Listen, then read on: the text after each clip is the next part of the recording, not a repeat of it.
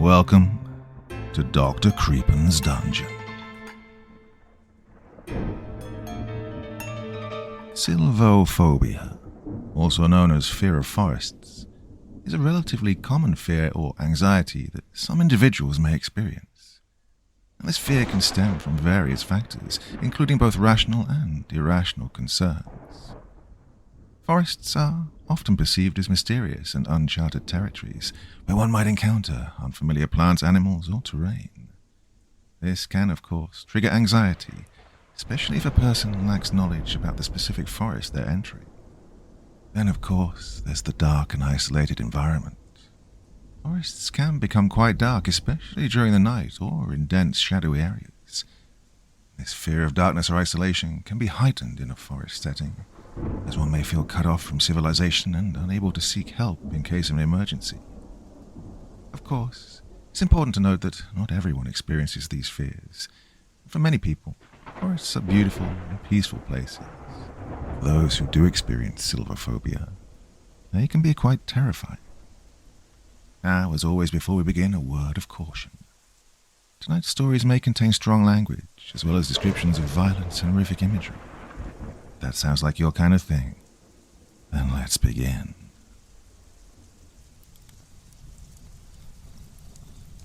I'm still in high school, and since I'm not quite 16 yet, I don't drive. It doesn't really bother me though, since the town I live in is relatively small, and everywhere I go is pretty much in walking distance. There's this gorgeous wooded area between my school and home that us locals know as Humble Woods. I'm honestly not sure where the name came from, but it isn't found on any maps, as it isn't really that large. It's no actual forest or anything, just about the size of a large park, with a walking path winding through the center of it. It gets fairly thick at some sections, but during the day the sun always finds gaps to break through, and it's just one of those serene places where you can feel nature soothe you. At least, this is how I remember it. I don't usually walk the wooded path though, since it takes longer to get between home and school. A couple of months or so ago, I was feeling extremely stressed though, and decided to take my time after school and walk the calm path to try and de-stress myself. I hadn't walked this path in at least 4 or 5 years. Why would you want to go that way? It takes longer than our normal way and it creeps me out hardcore. You should just walk with me like usual, my best friend Melissa inquired, when I informed her that I would be changing things up one afternoon. We usually walked home together, since we lived only a couple of houses apart. I offered for her to join me, but she insisted that she felt there was something off about the woods, so she wouldn't take part in the relaxing afternoon walk with me. I knew it was going to be weird walking by myself, but with how nervous the woods seemed to make her, I wasn't going to push the issue. The last bell rang out through the school, and I met Melissa at her locker. We walked outside together, and when we got to the point of splitting off to our different routes for the day, she made me promise to let her know when I got home. I watched as she walked through the crosswalk, shooting me a glance over her shoulder before reaching the sidewalk and continuing the main path to our neighborhood. I didn't understand why the woods freaked her out so much.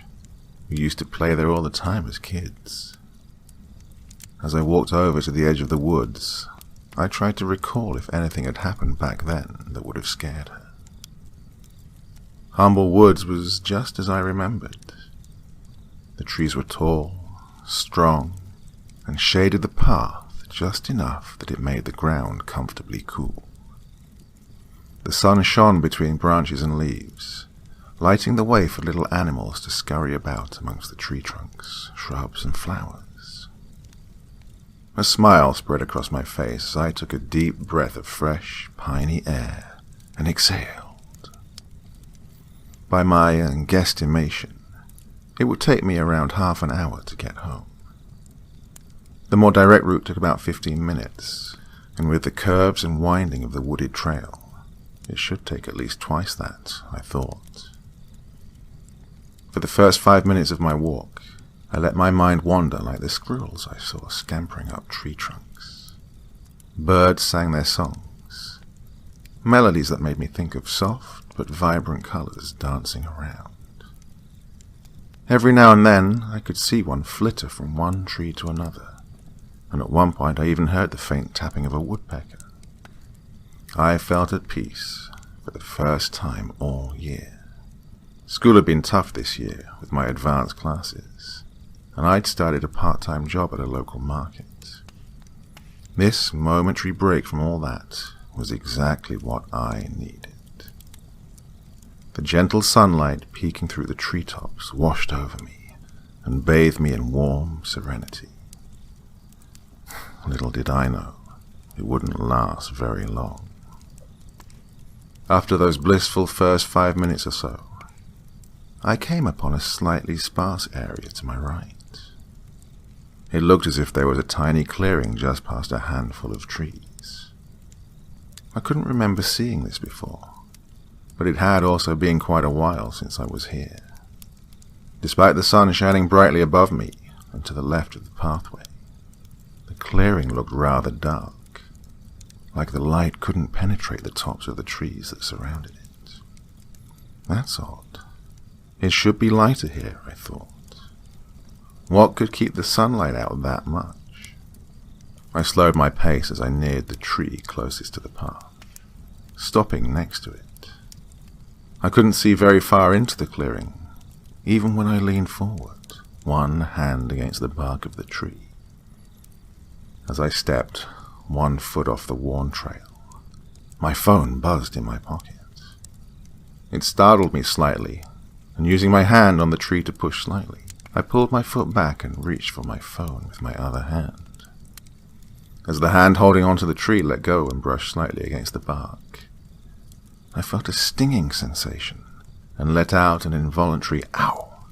It was almost the same feeling you get when you slide a piece of paper across your skin and just know you have a paper cut before you even see it. With my phone in my left hand, I brought my right hand to my face. Sure enough, there was a slender cut on my palm, spanning from the base of my middle finger to the base of my pinky. It was a little larger than a paper cut, but still thin enough that I could see blood just barely pushing up to meet the air. I pressed the wound against my pants at thigh level and unlocked the screen of my phone. It was a text from Melissa. Walking home alone is boring. Mom's working late. Can I come over when you get home? I glanced back to the tree where I'd cut myself, but didn't immediately see anything very sharp. Brushing it off, I began typing as I turned back to continue my walk home. Yeah, are you going to eat dinner with us? Melissa responded quickly. Nah, probably not. Mom should be home by then, I think. All right, I'll let you know when I get home, I typed, and hit send quickly before locking my screen and sliding my phone back in the front pocket of my hoodie. As I continued down the dirt path, I inspected my hand closer. It stung, but it didn't seem like there was anything stuck in it, so I resolved to just wash it when I got home and be done with it. After another few minutes, I'd started to feel uneasy for some reason. It took me a moment, but I finally realized that I could no longer hear anything. No birds were chirping. No animals were scuttling around. No breeze was shifting the leaves. There was nothing. I knew that I hadn't lost my hearing, though, because I could still hear the sound of my feet on the ground with each step that I made. I tried to think of theories as to why this would happen, but none truly fit. Even when there's a storm coming and animals take shelter before it comes down, there are still some noises to be heard. It was eerie and made me feel vulnerable and alone. I quickened my pace. It had only been a little over 10 minutes since I began my short trek through the woods, and I still had a bit of ground to cover.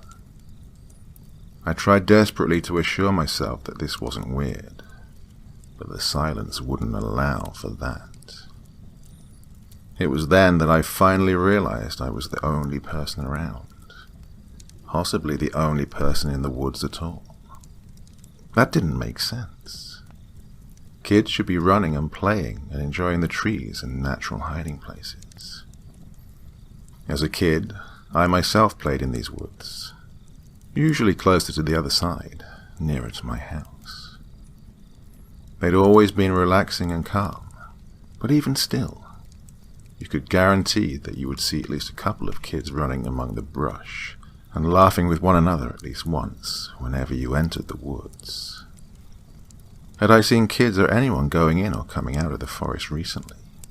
I couldn't remember now. Another 10 minutes passed in mind-twisting quiet. I had to be getting close to the edge of the woods, definitely over halfway at least. From a fair distance, I heard a rustling noise. It was very faint, but after having no noise for so long, it made me jump. I looked around, turning to walk backwards for a moment so I could see behind me, but I saw nothing. I couldn't be sure yet which direction the sound had come from, so I strained my ears in an attempt to hear it again. I turned to face forward once more, and heard it. Still hard to hear, and off in the distance. It sounded like it was coming from ahead of me, and off to the left. It's just an animal. You're finally getting out of the creepy quiet part of the woods, I thought to myself. As much as I hoped this was really the case, I couldn't deny the chill that began to edge up my spine. There were still no other sounds, and I didn't hear the rustling again. I walked briskly for another 2 minutes and then came upon something that jolted memories to the front of my mind. There was a treehouse just off the path on the left. I'd totally forgotten about the treehouse. Melissa and I used to play in it all the time. We'd hide out when her brother was picking on her, which meant we were in there quite a bit. It looks smaller now, but when you're a kid, things tend to look bigger. Without thinking about it, I left the path and walked to stand below the entrance of the wooden structure. The wooden planks, nailed to the tree like rungs on a ladder leading up into the branches, looked rotted, and some of them were missing chunks out of them. I looked up at the old wooden hideout, walking in a circle around the tree, and saw that it matched the decay of the steps. A few boards looked like they hung loosely and would fall off with any strong gust of wind. There were 3 small windows that were warped and misshapen from years of weather, and sections of the treehouse were slumping down. I remembered that they never had glass in them, and even though, as a kid, I thought it would be perfect if they were like real windows in houses. But now I was glad, because surely the glass would have shattered in at least one of them and littered the ground. I saw a few holes here and there from rot and possibly insects. It was in terrible shape. Along with the decay, I saw some deep gashes in the wood littering the surfaces around the window holes and bottom of the treehouse. They were in sets of 4 and made me think of an animal trying to claw its way up the wood and into the shelter. Maybe a frantic animal made them, trying to get out of a storm or something, I thought to myself, brushing off the odd tingle in my spine that the sight caused. Standing back at the entrance, I felt a wave of nostalgia as I gazed up into the hole that served as a doorway into the floor of the house. Tears started gathering in my eyes from nowhere, and I wasn't sure why seeing this old plaything was so heartbreaking. Those thoughts quickly vanished, however, as soon as I saw what was in the treehouse.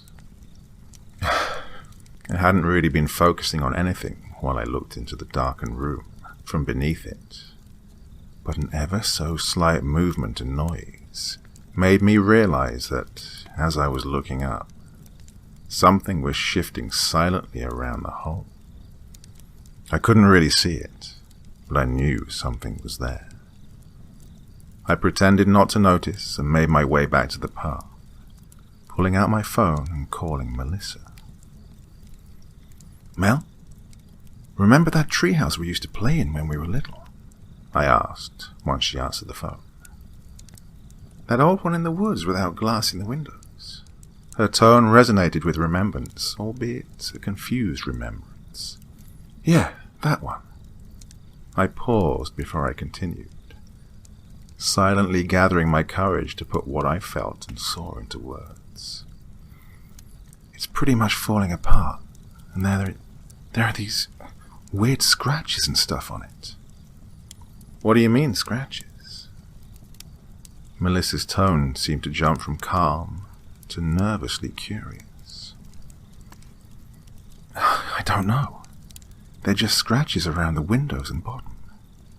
I'm sure it's no big deal, but I think whatever animal made them might have started living in the treehouse." "What kind of animal was it?" "I can't say. I saw something moving around up in there, but couldn't see what it was or anything. I'm sure it's just my nerves and the unusual route, but I'm a little creeped out, to be honest." I admitted my real reason for calling her. "Get out of those woods as soon as you can. Run if you have to. Just get out of them. I'll meet you at the exit," she answered quickly, not even trying to hide the worry and fear in her voice. "Why? I didn't think we had..." I was cut off by the tone signaling the call being ended. I looked at the screen as her name disappeared.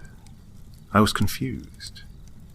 I couldn't remember ever hearing about any predators or even any animals bigger than rabbits in these woods. What could have caused those scratches, though? With Melissa's reaction, I wasn't able to convince myself to stay calm. I was freaked out and couldn't try to explain it away. The chill that had nestled itself lightly in my spine now ignited, and I felt an icy flood run the length of my spine and shove the feeling of being washed into my head with it. I looked around quickly, still not seeing anything. I quickened my pace once again, but the being watched sensation didn't dissipate. Off in the distance behind me, there was a soft thud. I began to jog, not bothering and not wanting to look back, at least not yet. I strained my ears as I followed the trail, attempting to hear if anything was following. At first, the only thing that resonated in my ears was my own heart beating, and breath becoming heavier and heavier from the sudden physical exertion, and the fear that gripped my chest tightly in its icy grasp. Soon enough, though, I began to hear noises from behind me. It sounded like feet hitting the ground and pushing off again. Leaves were trampled on, branches snapped. Even with all of this, it was still quieter than I would imagine someone chasing me would be. I broke into a sprint, beginning to pant heavily. I was beyond out of shape, but the fear of whatever or whoever was following me overruled my body's protests to continue harder. I focused on the path in front of me, wanting desperately to get to the end of the trees.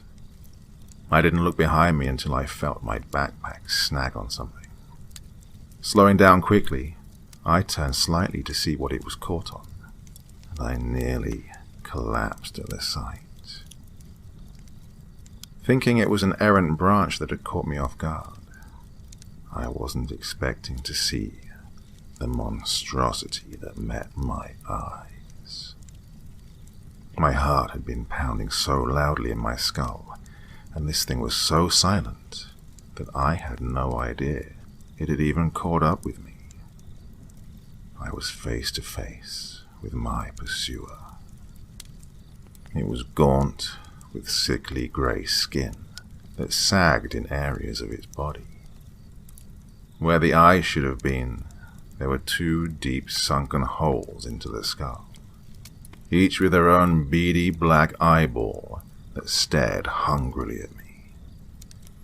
It stood on 2 legs, with one bony arm hanging loosely, almost touching the ground, and the other reached out to me with clawed fingers, puncturing and gripping my back.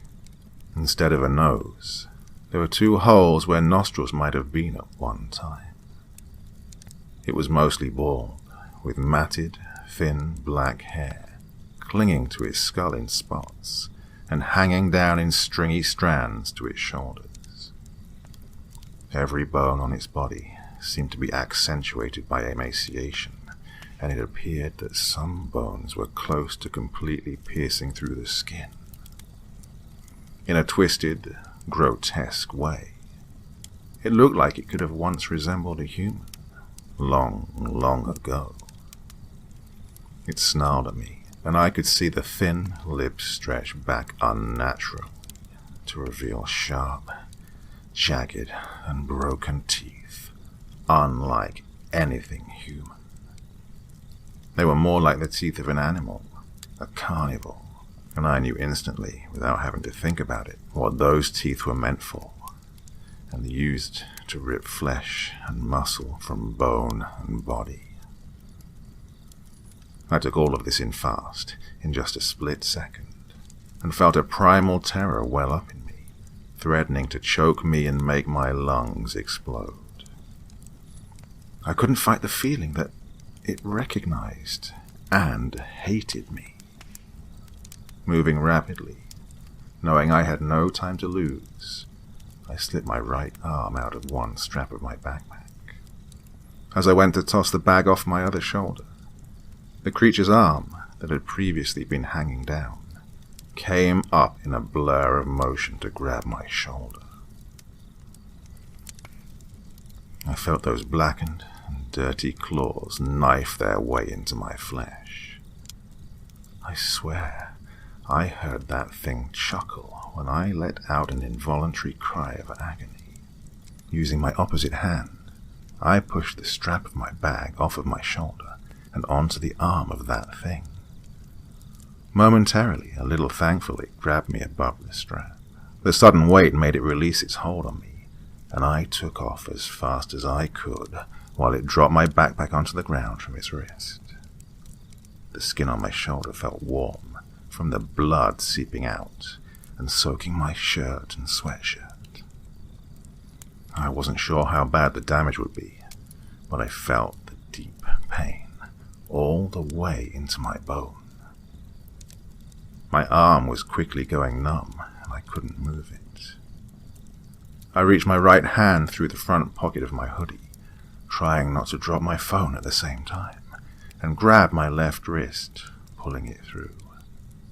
It was no sling, but it would keep my arm steady for now, and out of the way.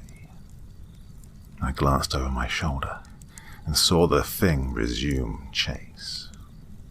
If it was possible, it seemed angrier, snarling at me when it saw my face turn to look at it.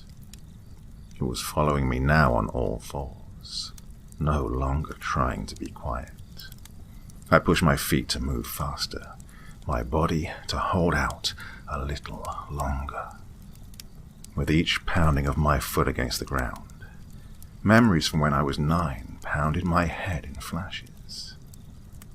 Melissa laughing as I chased her between the trees, me hiding around a large tree waiting for her to find me, the 2 of us sitting in the treehouse, the odd noise, like a cooing and a whimper at the same time, us looking out of each window and seeing nothing, me following Melissa down the steps, the noise sounding again, Melissa running off excitedly to follow it, me yelling for her to wait up, jogging through the trees, trying to find her, calling her name.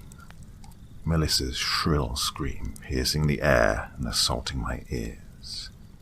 Me running in the direction her scream had resonated from, almost physically running into her. Melissa's dirt-smeared and tear-stricken face, and she sobbed, the sheer terror I saw in her eyes. Her standing there, glancing behind her while she held one of her shoes in her hand. Her grabbing my arm and pulling me back to the path as she told me we had to get out of the woods. The sounds the pursuer made that let us know it was gaining on us. Both of us breaking out in the fastest speed I have ever run in my life. The strange, slow-motion moment when I turned around because she'd stumbled. The way she yelled at me to run faster, to go, to keep running. The way I heard heavy thuds against the ground as the monster came into sight. The grotesque way it salivated and ran on all fours in a gait that seemed too fast for the way its arms and legs bent. The claws, digging in and spitting up dirt as they scraped into the earth and then back out. The air burning in my lungs as I screamed Melissa's name. The way she turned her head, saw it, then turned back to me and yelled at me for the last time to run. I remembered the blood I saw mixed with dirt and caked on her arm in 3 long gashes running from her shoulder to her elbow. I remembered hearing my steps pounding in my head along with my heart. I remembered hearing her steps not far behind me and the creature's steps still gaining on us. I remembered seeing the edge of the trees come into view and thinking that we just had to get out of the woods and things would be okay. I remembered thinking that we had almost made it. In my mind, I saw myself as a child lunging my body into the bright sun, out of the oppression of the trees. I turned round to look at Melissa when I was about 10 feet out of the trees. I saw the monster right behind her, using its back legs to pounce at her. Claws sunk into the flesh of her shoulders, and she screamed again. I remembered the ringing in my ears caused from the combination of her scream and my own as I screamed her name desperately. I saw the monster grip tight enough to make blood spurt out of a tiny bit from around the claws it had deep in her. I remembered how I had made a move to run back in after my best friend, but was stopped suddenly by 2 strong arms grabbing my waist. I remembered my father holding me tight as I fought to go save the girl I was supposed to keep growing up with. I remembered seeing her father clutching a shotgun as he ran at full speed into the shaded woods and after his daughter. I remembered the way I felt my body give out as I sobbed uncontrollably when my mum appeared, taking me from my father, and the way I couldn't feel the ground slam into my knees as I collapsed. Flashes kept coming of my mum, kneeling next to me, then sitting completely on the ground. She cradled me in her lap, her arms wrapped around me tight as I screamed and cried. My father had run back into the house to grab his own gun, and he sped past us to join Melissa's father in the woods. With my vision blurred by these flashes and hot tears stinging my eyes, I pushed my feet hard into the dirt, running faster than I had in all those years.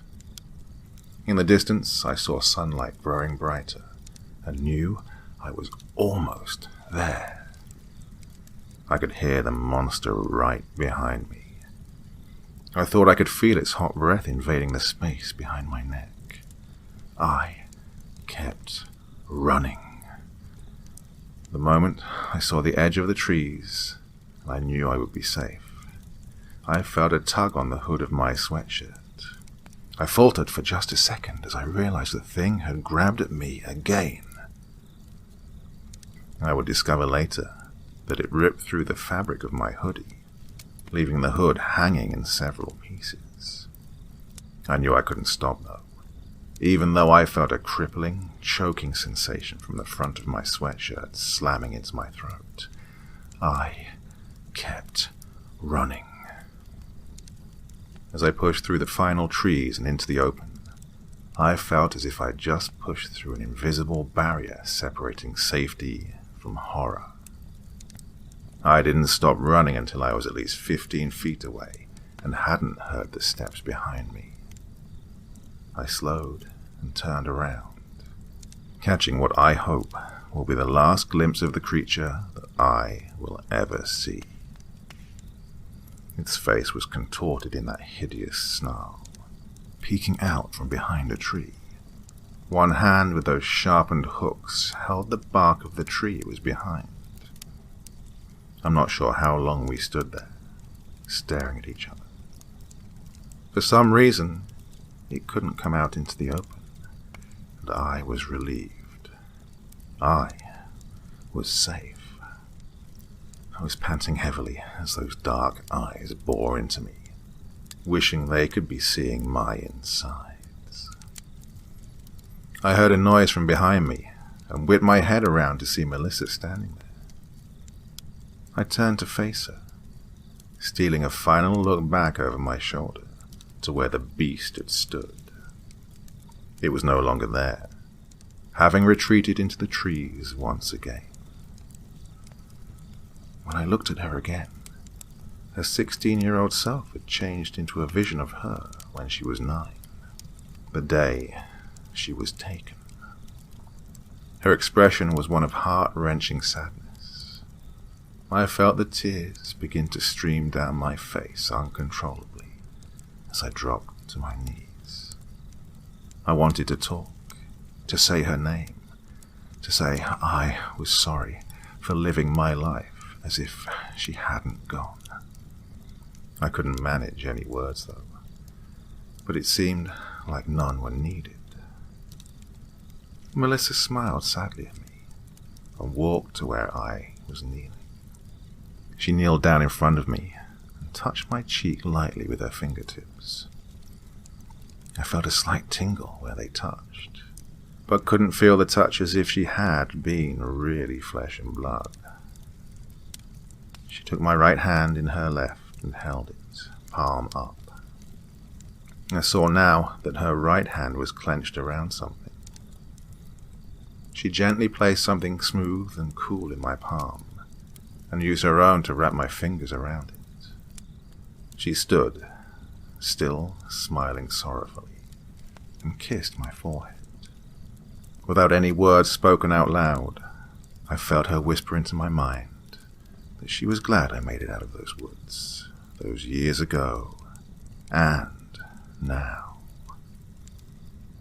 With that, she turned and started walking away. I saw the image of her father standing patiently in the direction of their house. She walked calmly up to him as he beamed with happiness. He picked her up in his arms, and they both looked at me with smiles that I would never see again in my life.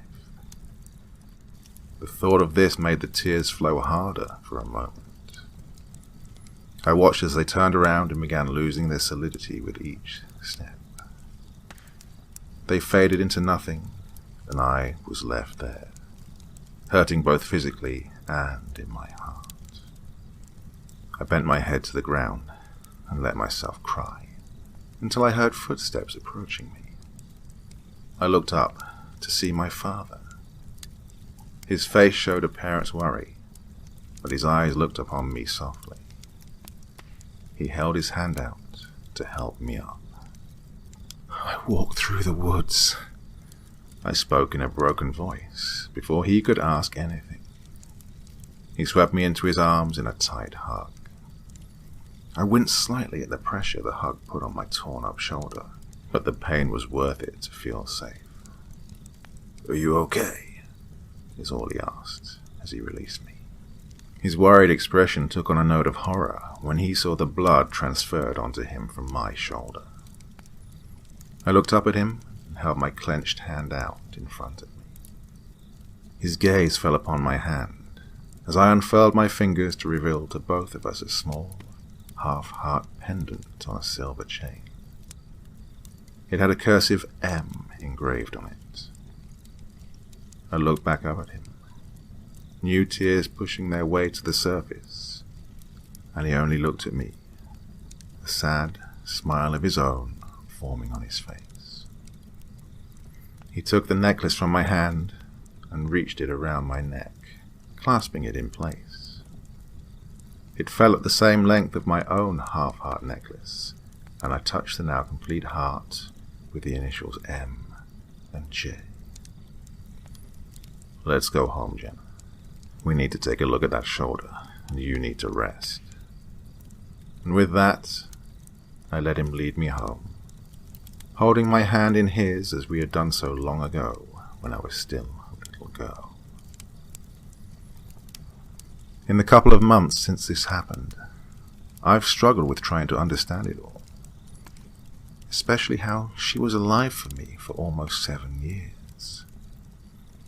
My parents explained to me that after our fathers went in after her, Melissa's father found her body being ripped apart by that thing. He'd shot at it, and it ran off. He had run over to his daughter, dropping his gun at some point, and when my father found them, he was covered in her blood as he cradled her dead body and sobbed. Before my father could reach him, he was knocked down, hitting his head on a large root, and he was out cold for a few hours. When he came to, the body of Melissa was gone, along with her father. The only sign of them was a smeared trail of blood, where the monster had dragged them on the ground. My father had followed the trail as far as he could until it disappeared. Then he had to return home. He said he knew from the amount of blood there was on the ground, around the area and on the trail, there was no way Melissa's father could still be alive. No one ever saw him again. Melissa's mum went to a mental institution after having a severe breakdown, and I was catatonic for a week after the incident. I still don't remember that section of time, but apparently I wouldn't talk. I would barely eat. I would have nightmares every night and wouldn't get any rest. Finally, after talking to a doctor, my parents slipped me a sedative so I would sleep. I slept the majority of 2 days, and when I woke up, I had forgotten the entire ordeal. I pretended Melissa was still alive. I pretended to play with her.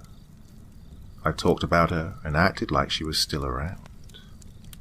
My parents didn't want to break my heart all over again, so they let me have my imaginary Melissa, hoping one day I would grow out of it. When I didn't, for years, they started wondering how to handle it, and had been discussing what to do about it when I decided to take my walk in the woods. Even still, I don't know for sure what the Melissa I grew up with was. Was she made up by my mind to help me cope with what had happened? Was she a ghost, sticking around because she couldn't let go, or because I couldn't let go? Either way, how is it that she gave me her necklace? She had been wearing it that day, and the bodies of both her and her father still have never been found. Down here in the south, riding horses is still a fairly popular hobby amongst many folks. There are many different types of riding, but I've always been keen to trail ride myself. Trail riding is just what it says it is. Riding your horse through trails in the woods, mountains, hills, and hollows. As anyone from round here, Tennessee, would tell you, it gets hotter than the devil's nutsack, especially during the summer months. That is to say, when it's summertime, trail riding takes place at night. Often we wait until early fall to begin riding, because the weather makes it easier. But during the summer, we ride at night. These rides are always a time and a half. It's usually just a small group of us that gets together. We all gather at the edge of the woods, find the trailhead, and from there we set out together for a long night of trail riding through some of the South's last uncivilized land. This particular story and ride took place in early August 3 years back. My father and I met up with our friends JR and H around 8 p.m. at a place known to the locals as Gilly Hill. It has this name because the trailhead is behind the Gilly Hill Church of Christ and Cemetery. Yeah, I know it sounds bad already, but this has been the only trailhead to this ride for as long as I can remember, and it's never caused any sort of problems. So, like I said, we set off for a long night of horse riding, and for everyone but me, a long night of drinking. Now note, I never drank when we rode, because I wasn't of age, and I was our designated driver. I'm aware this all may sound very dangerous, or even strange, but I assure you it's not, at least, not to us. Gilly Hill is full of well-traveled trails during the winter, but during the summer people don't ride as much, and the trails grow up, making it easy to get lost, or at least turned around. Horses are smarter than most folk give them credit for, though. They have a tremendous sense of direction, and can see well at night. The only problem with horses being able to see at night is that in order for them to maintain their vision, it needs to remain dark. This leaves you without anything to improve your own vision while you ride a 1,000-pound animal in the dark through the middle of a wooded nowhere. The only exception to this is one may use a dim light with a red bulb and red lens. For whatever reason, which I'm sure someone here can explain, these lights won't make your horse night blind, as we call it. Aside from that, the only light we have comes from the glow sticks everyone ties to the front and back of their saddles, so we can keep up with each other easily. Anyway, back to that August night. Ours came and went with nothing out of the ordinary happening, as we rode and covered a lot of ground, constantly putting more distance between us and our horse trailers. I guess it was around midnight when I made the comment that I was hungry and had brought food to cook, implying I wanted to stop for more than just a few minutes to build a fire and eat. Unsurprisingly, I was not the only hungry one, because we immediately stopped and within a few minutes had a fire roaring and hot dogs roasting. When we would stop for any period of time, we would always tie our horses to trees in a circle and gather in the middle to do our thing. This was done especially at night, for more than one reason. First, because it allowed everyone to relax a little, as we could all keep an eye on the horses together and made sure they didn't run off. This had happened before, and it's nearly impossible to catch a wild horse in the woods at night. The second reason is because horses are very alert animals that have superb hearing. By having them form a circle around us, it served as a natural alarm to any unwanted visitors, human or not. After all, we were in the middle of nowhere in the woods at night. The horses formed a circle, and inside the circle we all sat by our fire, eating, drinking, and carrying on. I suddenly had the urge to piss, so I stood up and walked out a few yards to the other side of my horse to go. It was there and then that I noticed a dim light, about 50 or 60 yards away, give or take. This wasn't completely strange, but it triggered my nerves to say the least. If someone was out here with a flashlight or headlamp, that meant they were on foot. And who would be out this far, this late, walking through the woods? I finished my business and just stood there for a few seconds, staring at the light. I slowly began to realize it was moving towards us a little at a time. Still, something wasn't right about it. The light was just moving closer and closer in a smooth, straight line. If it was a person with a flashlight, the light would be moving and shaking as they were walking through the woods. "Brad!" A voice hacked through the thick summer air from behind me, and I about jumped out of my boots as I turned around to see my dad walking up beside me. "What are you doing? You still pissing? It's been 10 minutes. He asked me in a semi-slur through a chuckle. I could tell the peach brandy was doing work on him. "No, Dad. Well, yes, I was finished, but I noticed that light over there. Who the hell you reckon that is out here this late?" I replied. He squinted and peered out towards where the light was. He was quiet for a minute before speaking again. "Huh. That's weird. Has it moved at all?" I explained to him it had moved, but that it didn't seem right. It was just getting closer, but it didn't look like someone walking. He just shrugged it off and suggested we put the fire out and get moving just in case the light is a landowner that had changed their mind about letting us ride out here. The land was owned by the church, but they sometimes rented it for people to farm a couple of fields that sat on top of the hollers, and these people often weren't fans of horse riders. So, we actively avoided them, which was easy on hundreds of acres. An hour or so later, we decided to stop again for the drinkers to relieve themselves of the beer and liquor they'd been drinking since we began the ride. This time I stayed on my horse, as I didn't need to go, and I didn't want to tie him up just to untie him in a couple of minutes. I was sitting there, taking in the cool breeze that had finally decided to show up, when my horse, Zeb, became agitated. Zeb started breathing heavily and shifting his weight back and forth from side to side, a clear sign he was uneasy about something. I was unsuccessfully attempting to calm him down, when out of nowhere my dad's horse bolted. He went from standing still to a wide open run. My dad, who had just finished peeing, was holding onto the reins in one hand and zipping his pants with the other. The sudden jerk had knocked him on his ass. In that split second, I had a choice to make. Let the horse go and face the likelihood we'd not only lost a $3,000 animal, but that being the youngest, I would have to let my dad ride my horse while I walked back beside him.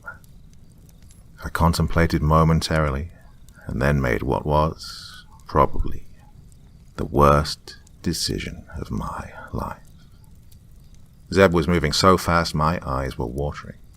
Still, I tried to keep my focus on the glow stick that was swinging back and forth on the back of the saddle as his horse barreled through the woods. It didn't go unnoticed that my dad's horse was running back in the same direction where I'd noticed the light earlier. But I tried to put that thought away, as for the moment I needed to catch him. I should have just let it go and gone back to my dad and our two trail buddies. We could have gone back to the trailer and waited until daylight to look for the horse, but I was young and proud. I could catch it, or so I thought. By now I'd lost track of the distance Zeb and I had put between us and the others. My only focus was that bouncing glow stick. I was gaining ground on the wild horse. Just a little closer, and I could get a hold of him and bring him back. And then, the glow stick vanished. I pulled back on the reins and shouted, "Whoa!" Zeb came to a stop so fast, I thought I was going to fly over his ears. Where had the glow stick gone? If it had fallen off, I would have seen it, or at least see it now. I was so close to where it disappeared, from the best I could guess. Yet, nothing. I decided to get off my horse, tie him to a tree, and look for the glow stick on the ground. After a few minutes of kicking leaves around, I couldn't find anything. I walked over to Zeb and pulled my flashlight out and scanned the area around me, accomplishing nothing, except for giving up my position, as I would later discover. The horse had just vanished. How could it? I was standing there rationalizing what had happened when I noticed the light. It was back and was about 50 yards away. This time it was moving towards me a little quicker than before, but still in the same smooth manner. I was beginning to be afraid now. I went back to my saddlebags, pulled out my camping hatchet, attached it to my belt, and grabbed my cell phone. 9 times out of 10, we have no cell service at all, but it was worth trying. To my surprise, I had 1 bar. All right, I thought. I'll call my dad and ask him if his horse had shown up, and then tell him to blink his flashlight in my direction so I could find my way back to the group. The phone only rang once when he answered. "Hello, Brad? What the hell are you doing?" "I'm just down the trail some, Dad. I can't find your horse. We'll have to look for him tomorrow," I said. "What?" he replied, and I noticed he sounded confused and unsure what to say. Must be the drinking, I thought. So, I tried to speak slower and clearer this time. "I didn't catch your horse, Dad. We will try again tomorrow." Dad didn't respond for a few minutes, before finally saying, "Brad, you are worrying me. What are you talking about, catching my horse?" "I'm standing right beside him. Why did you take off like that?" "Come back now, this isn't funny. Just come back now. Come back now. Come back. Back. Now." My blood ran cold. I just ran off. What was he talking about? I was chasing his horse. Dad, I was chasing after him. He ran off and I lost his trail." "What do you mean you're standing beside him? Did he circle back?" I asked hesitantly.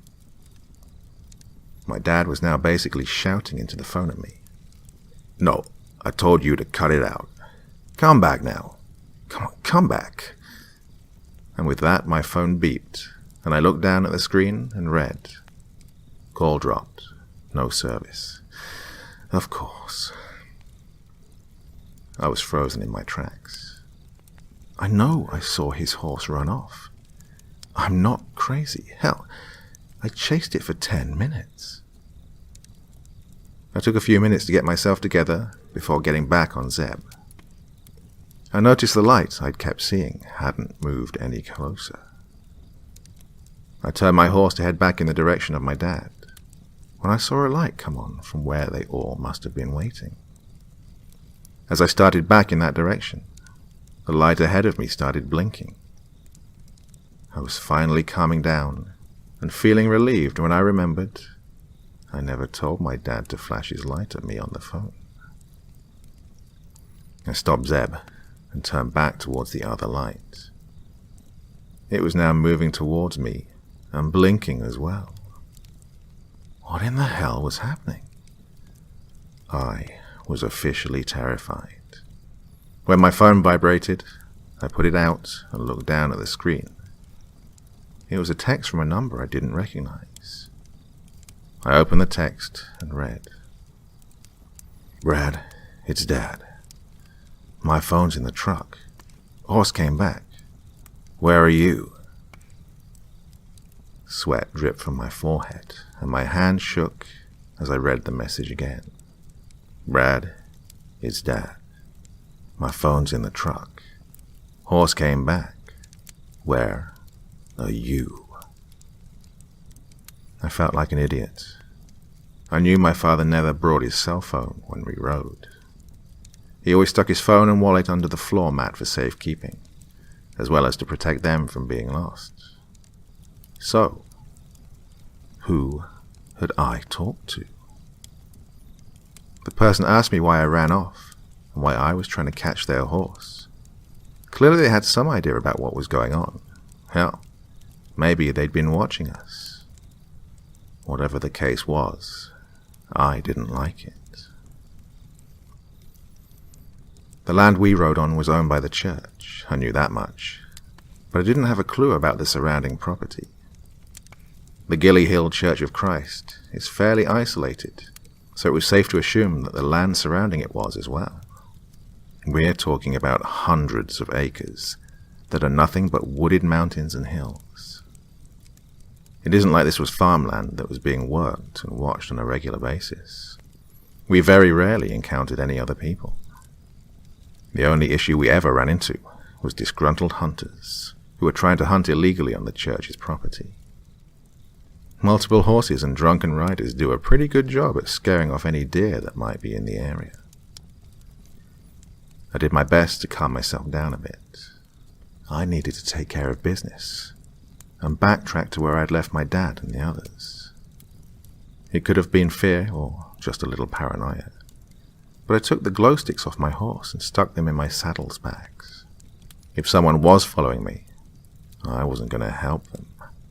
Plus, they were only there for the other riders to be able to see me, and I was alone now.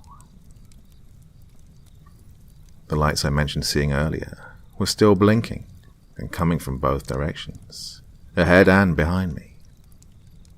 I was still fairly sure which one was coming from where I estimated my dad to be, so that's the one I used as my North Star, so to speak. Sure, it seems easy to know which way I'd come from, but these woods ain't your run-of-the-mill dark. They're so dark you can't see past your horse's ears when you're in the saddle. The only saving grace is the occasional opening in the trees, where the moon can shine through and illuminate the surrounding area. It seemed like Zeb was tiptoeing as we slowly headed towards the blinking light. Old Zeb was always light-hoofed when he sensed something was off, or at the very least when he could tell I was uneasy. Horses are strange like that, keen to their surroundings, and Zeb was one of the best horses I'd ever owned. He was well-mannered, calm, and when you needed him to hit another gear, boy could he fly. Zeb and I had made it a few hundred yards closer to the light, when it simply disappeared. Still hopeful it was my dad, or one of the others holding the flashlight, we kept traveling in that direction. We'd almost made it to the edge of the clearing, where we'd stopped earlier when my dad's horse had taken off. And that's when I started faintly smelling something similar to mothballs. As we got closer to the clearing, the smell got stronger. I pulled the reins back and quietly instructed Zeb to stop with a "Whoa now!" We instantly came to a complete stop. Now, just outside of where the moonlight started at the edge of the opening, I noticed there were two large dark piles of mounds or masses of something, just on the other side of the clearing, back in the woods a bit, but they were too far out of the light for me to figure out what they were. I sat on the back of my horse in complete silence, trying to make out what I was seeing. I heard a branch from above break, and something made a loud thud on the ground, mere feet in front of us. It stood just in the light from the moon, making it barely visible. It was eye level with me from the back of my horse, and was as lean as a telephone pole. Its large eyes glowed with a solid, soft white light that flickered as we stood, frozen, gazing upon each other. The eyes reminded me of movie projectors, the way they cast dim light out ahead of its body. The creature slowly lifted both of its long arms out to either side, as it stood in front of us, unmoved. It held something round in its right hand, but I couldn't make out what it was. Zeb, following a brief pause, stood straight up on his back legs and threw me off so fast I didn't have time to react. I landed on my back, slamming my head into the ground, and a sharp pain shot down my spine. In a panic, I tried to get to my feet, but dizziness took over, throwing me down to my knees. Everything was spinning, including Zeb, who brought his front hooves down as he spun on a dime, and like that, he was gone, with my cell phone, flashlight, and other supplies in his saddlebags. Pure panic and adrenaline filled my body. I was scrambling on my hands and knees, occasionally making it to my feet only to take a few steps and trip or fall down again in pain. I heard a loud thud, and Zeb neigh from behind me. I didn't know where I was going, except that it was away from whatever the hell that thing was. I kept putting as much ground as possible between me and the creature as fast as I could. I couldn't turn to look behind me without tripping over something in the dark, but I heard a voice. My father's voice. It was slurred and sounded like he was drowning. It began repeating, "Brad, you are worrying me. Catch my horse. Catch my horse." It took nearly all of my strength, but I made it to the other side of the clearing and bound into the woods, finding a small tree to hold myself up with. The thing's voice kept ringing out, "Catch my horse. Catch my horse."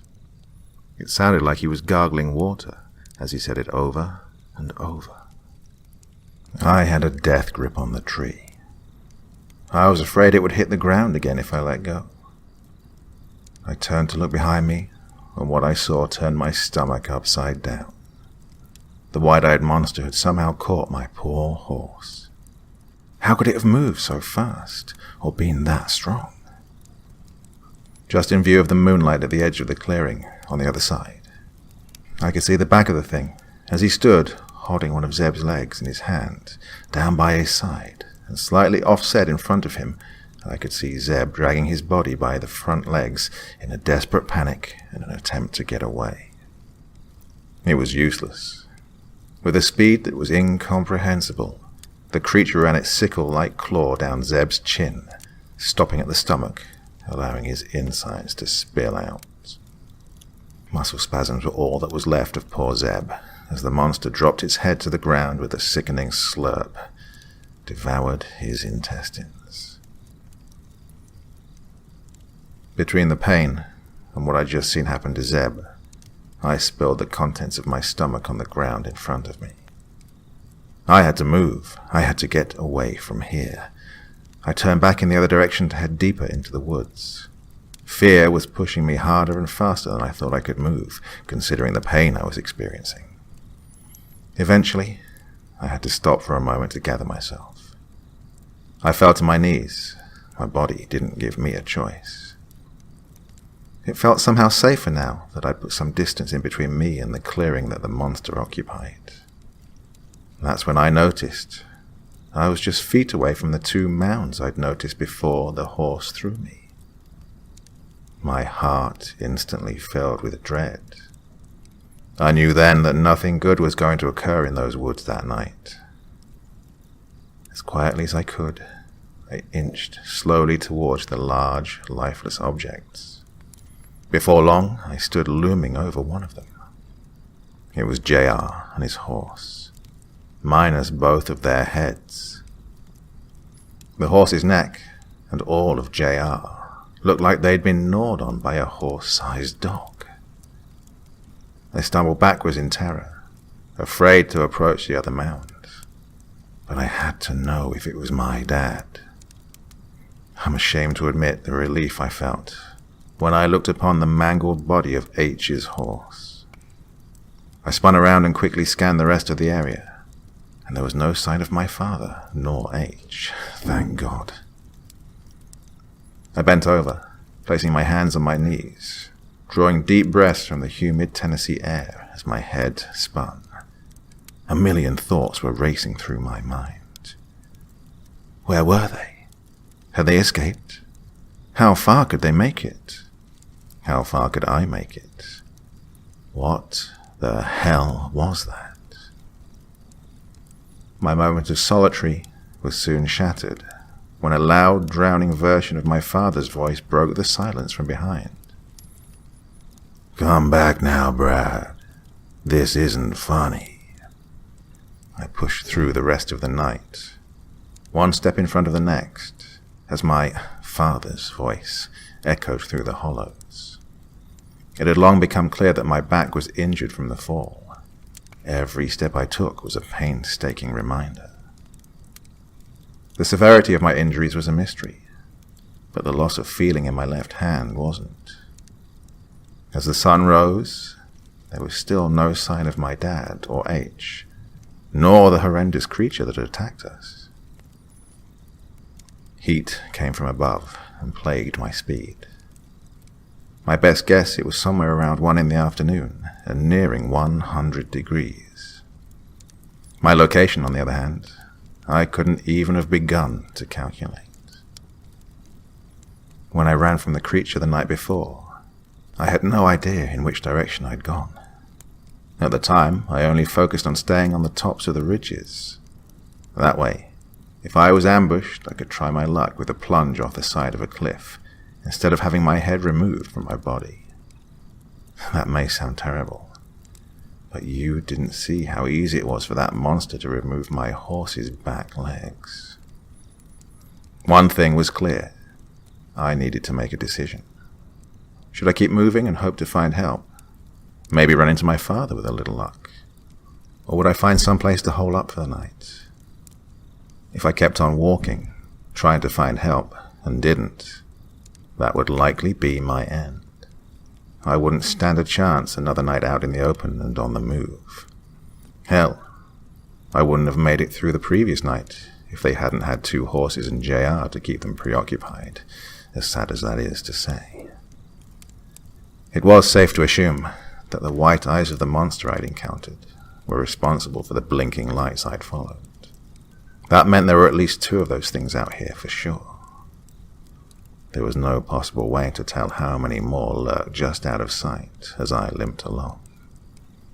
Worst of all, they were smart. They'd lured me away from the group by spooking Dad's horse, I assumed. They were able to break into his truck and call me from his stolen cell phone. Not to mention strong enough to kill a grown man and 2 horses. That settled it. I would find somewhere to hide, get some rest, and as soon as day broke, haul ass. With a little luck, I could find one of the creeks or rivers that coursed through these hills. The water would not only wet my whistle, but I knew there had to be a handful of old hunting shacks built on the water that had long been forgotten. I knew a dilapidated wooden lean-to wouldn't do much in the way of actually protecting me, but one just feels safer inside 4 walls. Plus, anything was better than spending another night on the move. I didn't think I could manage that. There hadn't been any sign of the creature since right before the sun came up. I was hoping that wasn't a coincidence. Maybe the creature was a nocturnal predator, or maybe it was just stalking me, waiting for last night's feast to wear off before attacking. It could go either way. Regardless, I couldn't get the thing off my mind. I wouldn't be able to for a long time. It was the most awful thing I had ever seen. It seemed like I would never shake the smell of mothballs. It doesn't start getting dark in Tennessee during the summer until around 7 in the afternoon. This left me with a few hours before night started to set in. My first goal was to find a creek or river, and then locate a low-limbed tree, climb up as high as my injured body would carry me, and rest. Once rested, I would climb down, follow the creek in either direction, and hope to God I could find somewhere to hide. Now, there are a few ways you can go about finding bodies of water in the wilderness. If it's around sunrise or sunset, you can look to the skies. Birds usually visit their water source around these times. That method wouldn't help me now, though. Another trick is to find well-traveled animal paths. Animals in the wild don't usually roam at will. Find a trail they've frequented enough to leave tracks behind, and it's likely it'll lead you to water at some point. Aside from those 2 methods, you can read the landscape if you know what to look for. This was how I planned to do it. I looked for rock structures that pointed to open-mouthed caves, which are responsible for a lot of the creeks around here. Finding water at the source is ideal, because you don't have to worry about a dead animal or anything else contaminating it upstream. After a couple of hours, I found what I was looking for. A fast-moving stream that started at the mouth of a small cluster of boulders. I fell to my knees on one of the rocks that made up the stream's bank and dipped my entire head in the water. It was cold, and nothing had ever felt any better. I could feel the previous night washing off of me. I drank my fill of water. Then I flipped over flat stones until I had a few crawdads by the tails. I split them in half and sucked their innards out. It wasn't ideal, but a fire was out of the question. I didn't have the time. Once I'd taken care of myself, I decided to climb to the top of one of the larger boulders and rest there. Once I painstakingly reached the top of the enormous boulder, I took my boots off, spread-eagled, and soaked in the sun. The cold water that clung to my hair, mixed with the warm sun, was all I could take. I was violently yanked from a deep sleep by a skin-crawling scream that seemed to be coming from a few hollows over. It was almost dark now. Oh, what had I done? I'd only intended to rest for a few hours, tops. I had to have been out for at least 4. I knew I couldn't waste any time as I laced my boots up. The screaming continued. I couldn't tell how far away it was. It sounded like a woman, but it sounded like the source was gurgling water as they screamed. There was no telling how many voices these creatures had taken. With my boots laced, I slid down the side of the boulder and landed on my feet with a soft thud. I crossed the creek a few times, hoping it would be like in the movies, and the creature would lose my scent because of this. Fat chance. I barreled through the woods, pushed by the adrenaline to stay alive once again, and trying not to think about anything else. I traveled half a mile downstream before seeing my wood fortress to be. This was it. I wasn't going to find a better option. Not without risking my life by letting the white-eyed devil gain ground on me. I quickly pulled my hatchet from its sheath, which had been hanging from my belt. I searched around and found a large maple tree that's branches had reached down to the ground. I chopped a few limbs down that were perfect sizes to make spears, and headed into the abandoned shack. I stepped inside, absorbing my surroundings. There wasn't much inside besides some old snack cake wrappers, bottles of vodka, empty unfortunately, and an old stained mattress that sat atop some milk crates. This would do just fine. I immediately went to work using the edge of my hatchet, which was sharp thanks to my obsession with knives and such. Soon, I had 3 spears that were around 6 feet long. The plan was, if I was attacked, I would use the spear to keep separation between myself and the thing that was coming for me. I decided to run back out and find a log that was long enough that I could push it against the inside of the door and wedge it against the adjacent wall. It would be just another line of defense in what would be my final stand. A couple of hours had passed and it was almost completely dark outside. I sat inside the windowless shack, playing out scenarios in my mind over and over. The likelihood I could survive another encounter with one of those things seemed low. If both showed up, it was over. The screams were now a mixture of my dad's voice and an unidentified female. I'd always heard these creatures would use your own voice as a scare tactic. Luckily, this one hadn't. I wondered how long these things had been out here, hunting and killing. I'd used the trail road here a few dozen times, and never encountered anything out of the ordinary. Sure, there were tales that got passed around, since the cemetery was the last thing you saw before entering the woods. But this was no ghost. It was as real as you or me. I closed my eyes and trained my ears the best I could to the noises from just outside the lean-to's walls. The screaming had abruptly stopped, but now it sounded like the wind was blowing the tops of the trees down. I could hear them sway as they cracked and popped. How could I have forgotten the thing had jumped out of a tree the night before? Crouching in the center of the shack, sitting on the log that was holding the door shut, I held my breath and listened closely. Sweat poured from my forehead, and my hands wouldn't stop shaking. The trees had stopped moving. There was no wind. It was deadly silent. All of a sudden, something knocked on the door. Although I wanted to scream, I didn't dare move. The door wouldn't keep that thing out for long, but maybe long enough for me to attack it. "Brad, is that you in there? We aren't far from one of the main roads, the way the crow flies at least. Come on out and we'll head that way. Come on, we need to hurry." A voice I recognized whispered from just the other side of the rotten wood door. My father's voice was betraying the creature. Although he had gotten better at mimicking him, it was still apparent that something was off. He paused for a moment before repeating himself verbatim, and then stopped again. This creature didn't have many of my father's words mastered. Still, he tried again anyway. This time he was becoming angry.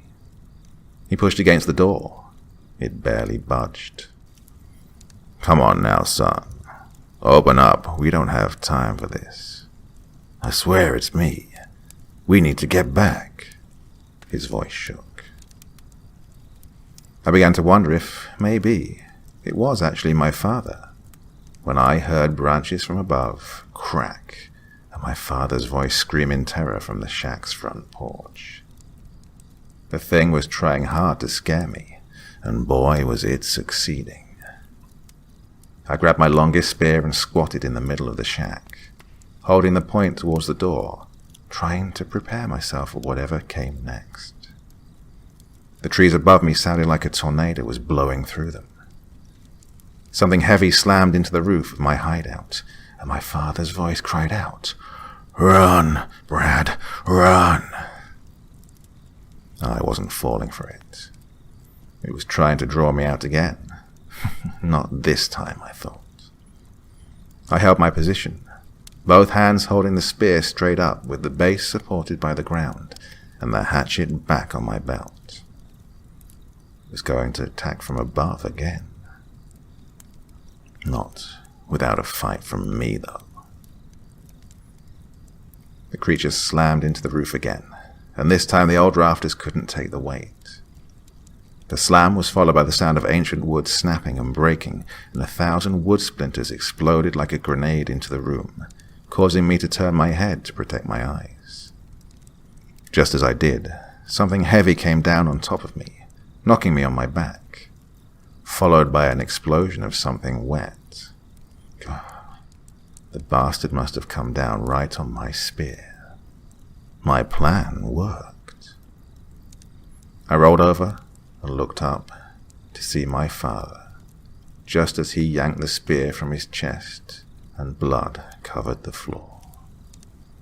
Sweet Jesus. It really had been my father at the door. My paranoia had stopped me from looking to see who it was. And now, because of me, my father was bleeding out in the floor. I rushed to his side, thrusting my hands over the wound in a feeble attempt to stop the blood loss. He looked up, past me, through the hole in the roof, into the trees, and I did the same. There was a pair of glowing white eyes looking down at me, and I could hear a faint growling.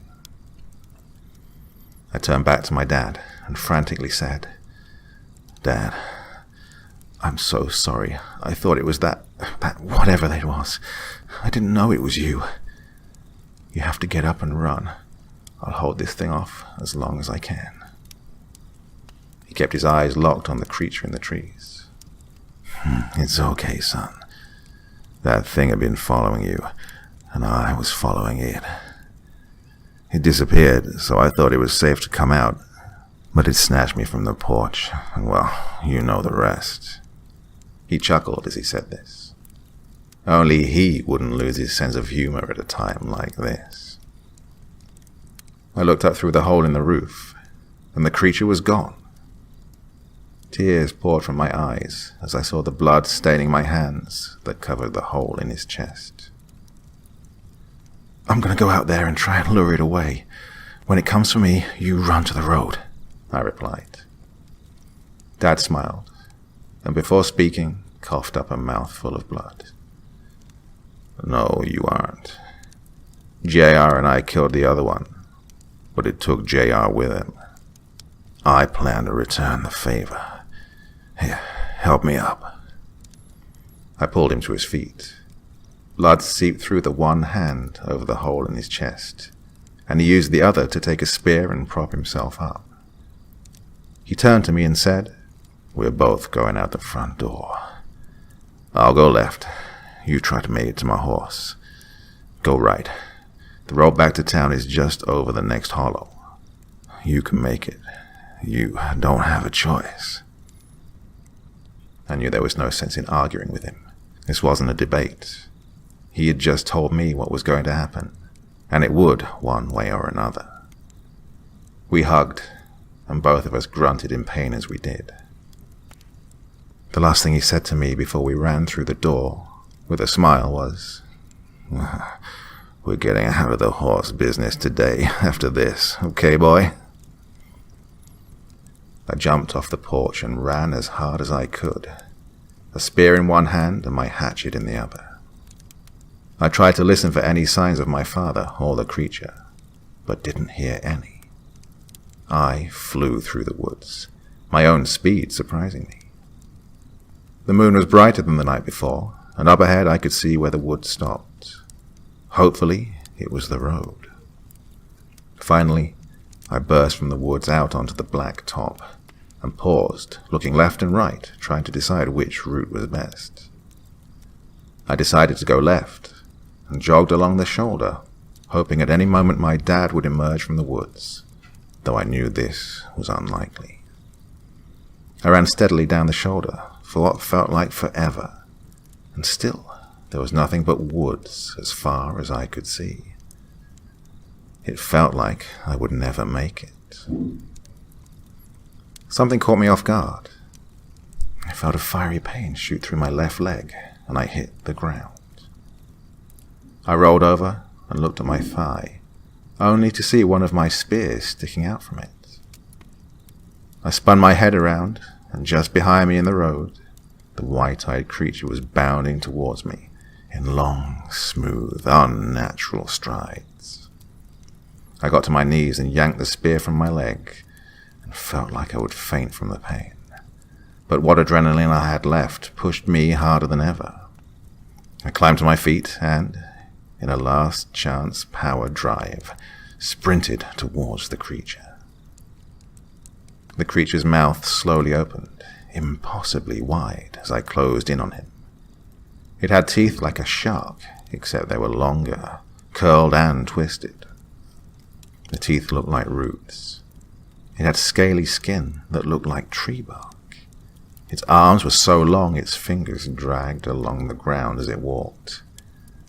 This was the first time I'd truly seen the monster. My eyes burned, it was so ugly. It rang out my father's voice for the last time. "This isn't funny. Come back now. This isn't funny, Brad," it said, almost mockingly. I couldn't have agreed more. Still running, I lowered the spear in my left hand, holding it tight against my waist for support, and drew the hatchet back behind my ear as I closed in on the freak of nature.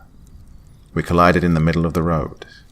My spear only grazed his side, but my hatchet landed true in the creature's sternum with a sickening thud, and it recoiled, falling to its back and scrambling away with the hatchet still lodged in its chest. I got to my feet and grabbed the spear with both hands and ran and jumped on top of it, planting the spear through its throat. The creature let out a series of screams that sounded like 100 voices rolled into one. It was horrifying. I pushed my foot on the creature's chest, removing the hatchet. I knelt beside the wriggling Goliath, holding it down with a spear, and commenced to hack. I didn't stop until there was nothing left but a bloody pulp. I was dizzy from blood loss and exerting so much effort. Still, I made it to my feet, using the spear as a crutch. I removed my belt and fashioned a half-assed tourniquet. I then started limping back in the direction I'd been traveling when I was attacked. I don't know exactly how far I made it before collapsing. I don't know how long I laid in the road before I got lucky and someone drove through and saw me. I woke up in the hospital some days later.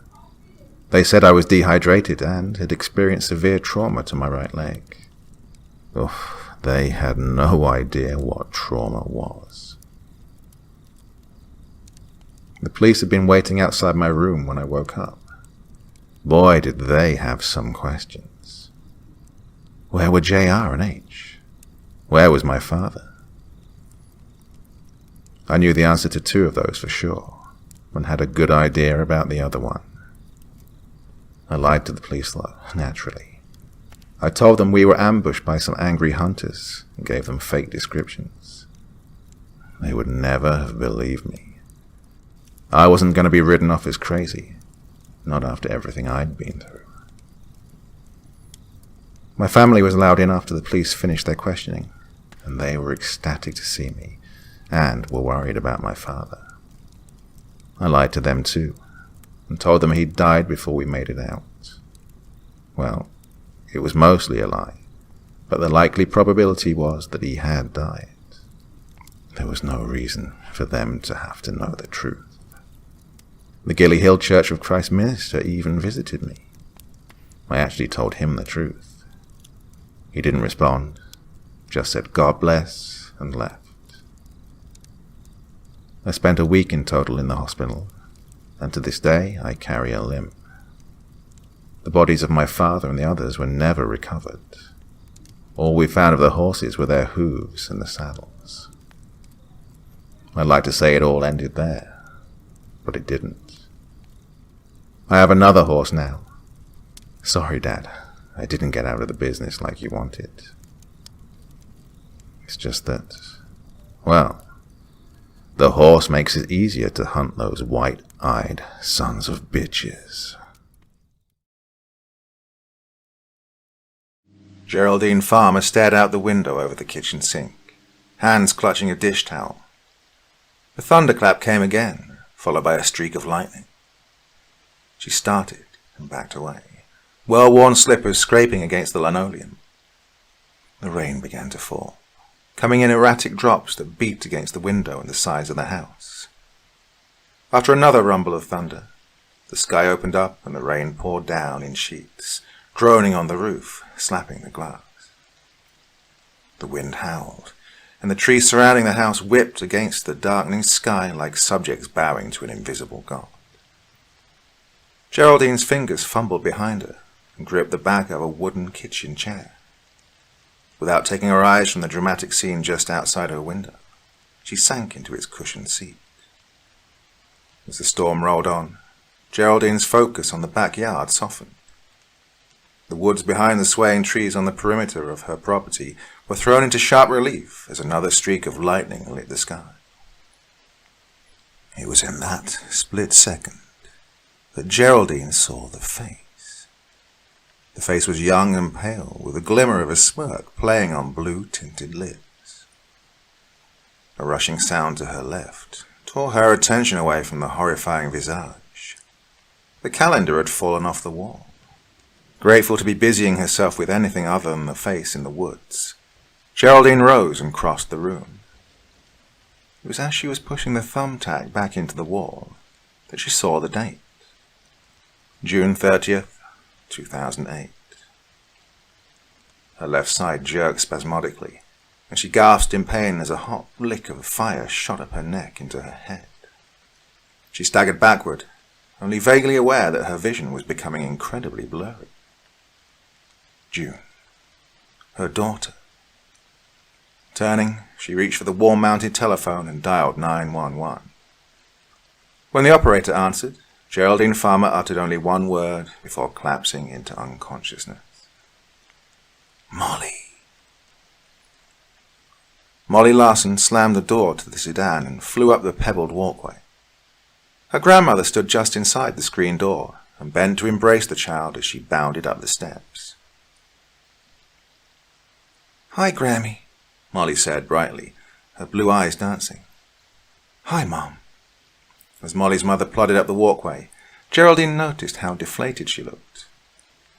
"Hello, June." They embraced, and Geraldine stepped back, allowing both of them to enter her small, cottage-style home. "How you doing, Molly?" Geraldine asked as they stepped into the living room. "Did you have a nice drive?" "It was all right," Molly said, twirling a long strand of blonde hair between her fingers. Her grey-blue eyes sparkled, and she lowered her voice to a whisper. "We got lost a couple of times, though, and somebody cut Mommy off on the highway. She gave them the bird." Geraldine shot her daughter a look, but June just rolled her eyes and sagged into the love seat with her son. Molly hung her head. "I'm sorry." "It's all right, sweetie," her grandmother told her. "We all get angry sometimes and do things we later regret, right?" Molly nodded, making a point to avoid her mother's eyes. "Oh, can I go outside and play on the tire swing?" Geraldine nodded her approval. "Just don't wander off," June called, but Molly had already disappeared out the door. "Well, I can't believe the tire swing's still there," June said. "I remember when Dad put it up." Geraldine took a seat opposite her daughter in a worn, paisley-printed chair. "June, things are getting worse, aren't they?" The younger woman's dark brown eyes instantly swam with tears.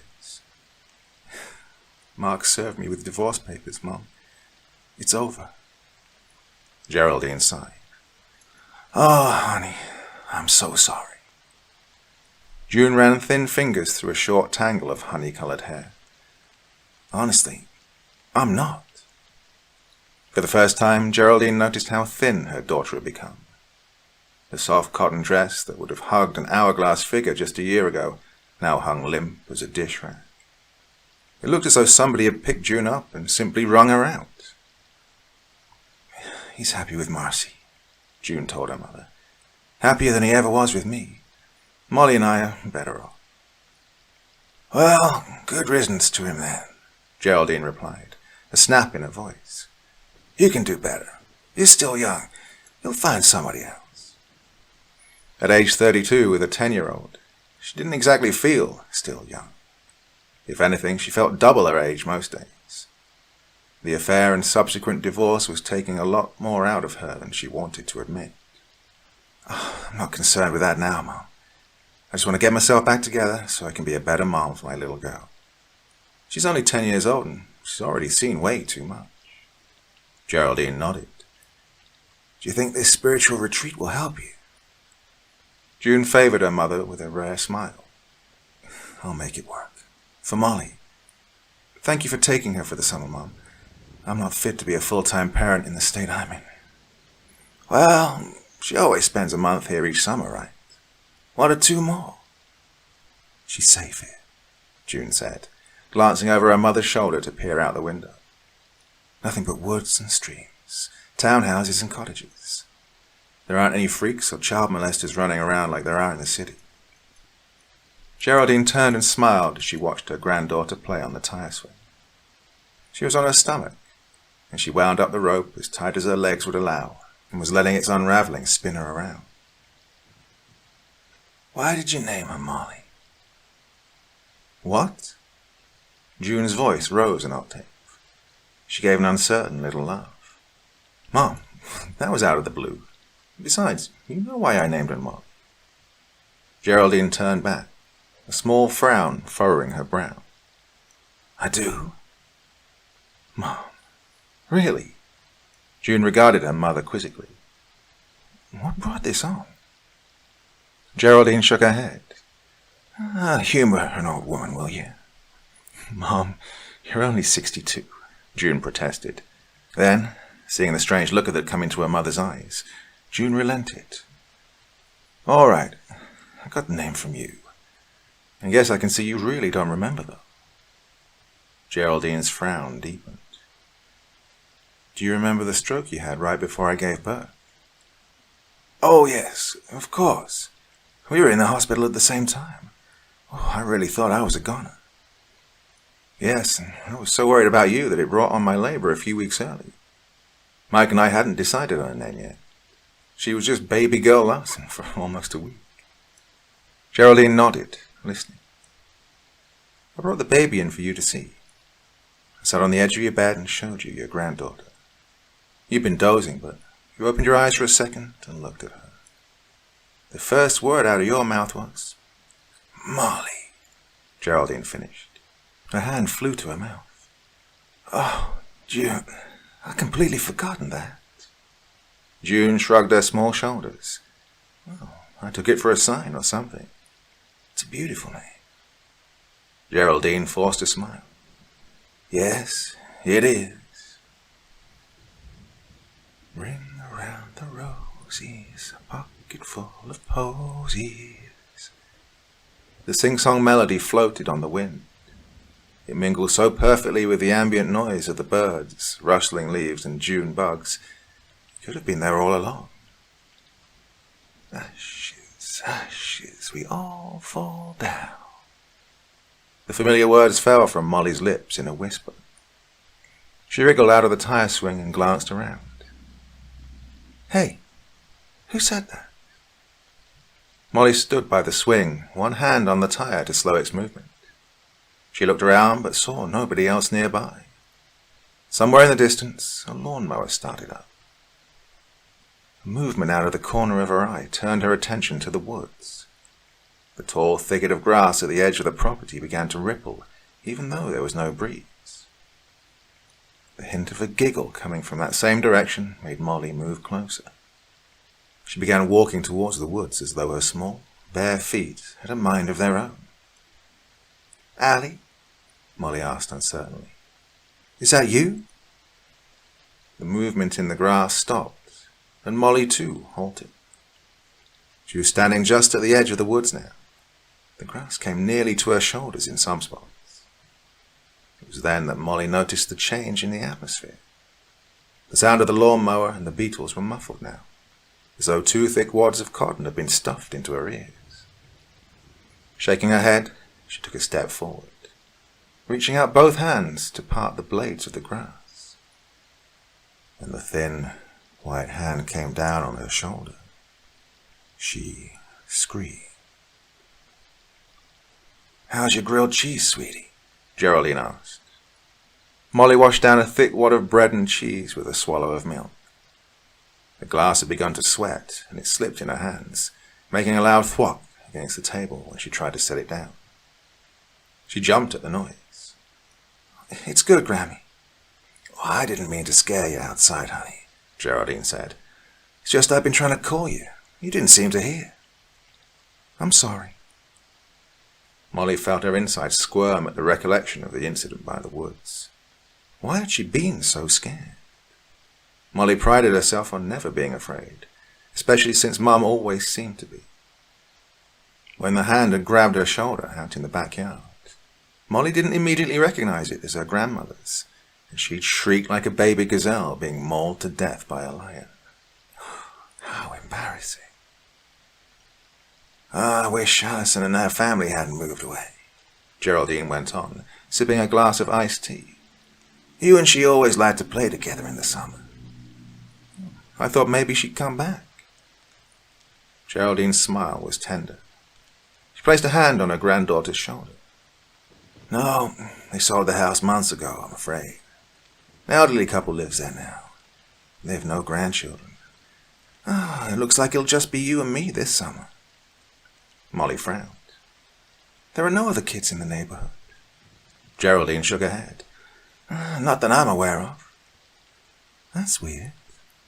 How so? I heard a girl in the woods today. Geraldine flinched, drawing her hand away. You must have imagined it. Molly chewed on her lower lip. Yeah, I guess so. You be careful around the woods, Molly. You understand? Molly was startled at the sudden snap in her grandmother's voice. Okay, I will. You're not to go into those woods alone. Molly nodded. I used to go with Allie sometimes. We took a shortcut to her house. Well, it was all right with Allison. She grew up in these woods. She knows them. Knew them? Molly grew quiet. She stared down at the table and sighed. At first, when her mother had told her she'd be spending the entire summer at the cottage, Molly had jumped at the chance of being able to be free of her parents' constant fighting. She'd imagined long days with Allie, playing in the woods, swimming in her pool and having fun. Allie had written to Molly right before she moved. Her mother had misplaced the letter and the bad news that had come with it. It had only surfaced a couple of days before the trip to Grandma's house. Molly hadn't made a big deal out of the letter in front of her mum, but when she was finally in bed, she cried herself to sleep. She loved her grandmother, but the thought of being her only playmate through the whole summer made Molly's chest feel heavy. She didn't want to cry in front of her grandmother right now, so she grabbed the slippery glass with an iron grip and chugged what was left of the milk. Hey, Geraldine spoke gently. Why don't we go to the orchard tomorrow and pick some apples? If I could just get a bit higher, Molly spoke through gritted teeth. She stood under a small apple tree, one arm stretched so high it felt as if any moment it might come out of the socket. She was pushing so hard to reach the shiny green orb above her head that her toes hurt. She felt a surge of renewed hope when her fingertips brushed once and then twice around the fruit. Then a sudden cramp in her left leg sent her sprawling to the ground. Damn it! She brushed sweat-soaked hair off of her forehead. She glowered at the apple as it bobbed in the slight breeze. He might as well have been laughing at her. Need a hand? Molly turned to see a tall, dark-haired boy beside her. Though she hadn't answered his question, he was already stooping to pick up the apples that had spilled out of a small basket. Molly guessed him to be about 12. Oh, thanks, Molly said, getting up and brushing off her backside. The boy smiled shyly and returned her basket. No problem, he said with a shrug. I'm Adam. Molly. You live round here? No, Molly said, shaking her head. I'm visiting my grandmother for the summer. Oh, come to think of it, where was her grandmother? Molly scanned the rows of trees. She could have sworn she was just beside her only a moment ago. Is her house here in town? Molly had been concentrating so hard on trying to locate the familiar purple dress and grey hair that she started at Adam's words. No, Molly said, shifting the basket. She lives in a cottage out at Bridge Creek, right by Harper's Woods. Adam's mouth dropped open. He took a step backward. He seemed to be about to say something when he was interrupted by a sudden yell to their left. Molly! Geraldine, face flushed, hair askew, came panting toward the two children. Her eyes darted back and forth between them as she laid a hand on her granddaughter's shoulder. Where have you been? I thought you were right behind me. Molly felt her face begin to flush at being scolded in front of a boy who was almost a teenager. I'm sorry, Graham, Molly said. I thought you were right behind me, too. Hello there, Geraldine said stiffly, nodding curtly to Adam. Hello, I'm Adam. I'm here with my dad, but he knows where I am. Molly suppressed a giggle. The kid obviously thought he was about to be scolded as well. All right, Geraldine said, her expression softening. That's good to know. Sweetie, you're almost ready to get going. We need to stop at the grocery store before we go home. Sure, Molly said. Nice meeting you, Adam. Nice meeting you, Adam, Geraldine parroted. Molly and her grandmother had made it most of the way out of the orchard before Adam bounded back into sight. He tapped Molly on the shoulder and greeted her startled cry with a wide grin. In his hand he held the elusive fruit that had caused their meeting. Decided you might want this, he said, topping off her basket. Oh, thanks, Molly said, glancing backward to be sure she didn't lose her grandmother again. Hey, listen, I guess you haven't heard, huh? Molly frowned at Adam's sudden change in tone. His dark eyes were dancing with mischief. What are you talking about? Harper's Woods is haunted. Oh, come on, Molly began, but he cut her off. No, seriously, he said, stepping back. It's really weird that you're staying there for the summer, too. What's so weird about that? Adam gave her a long look before speaking again.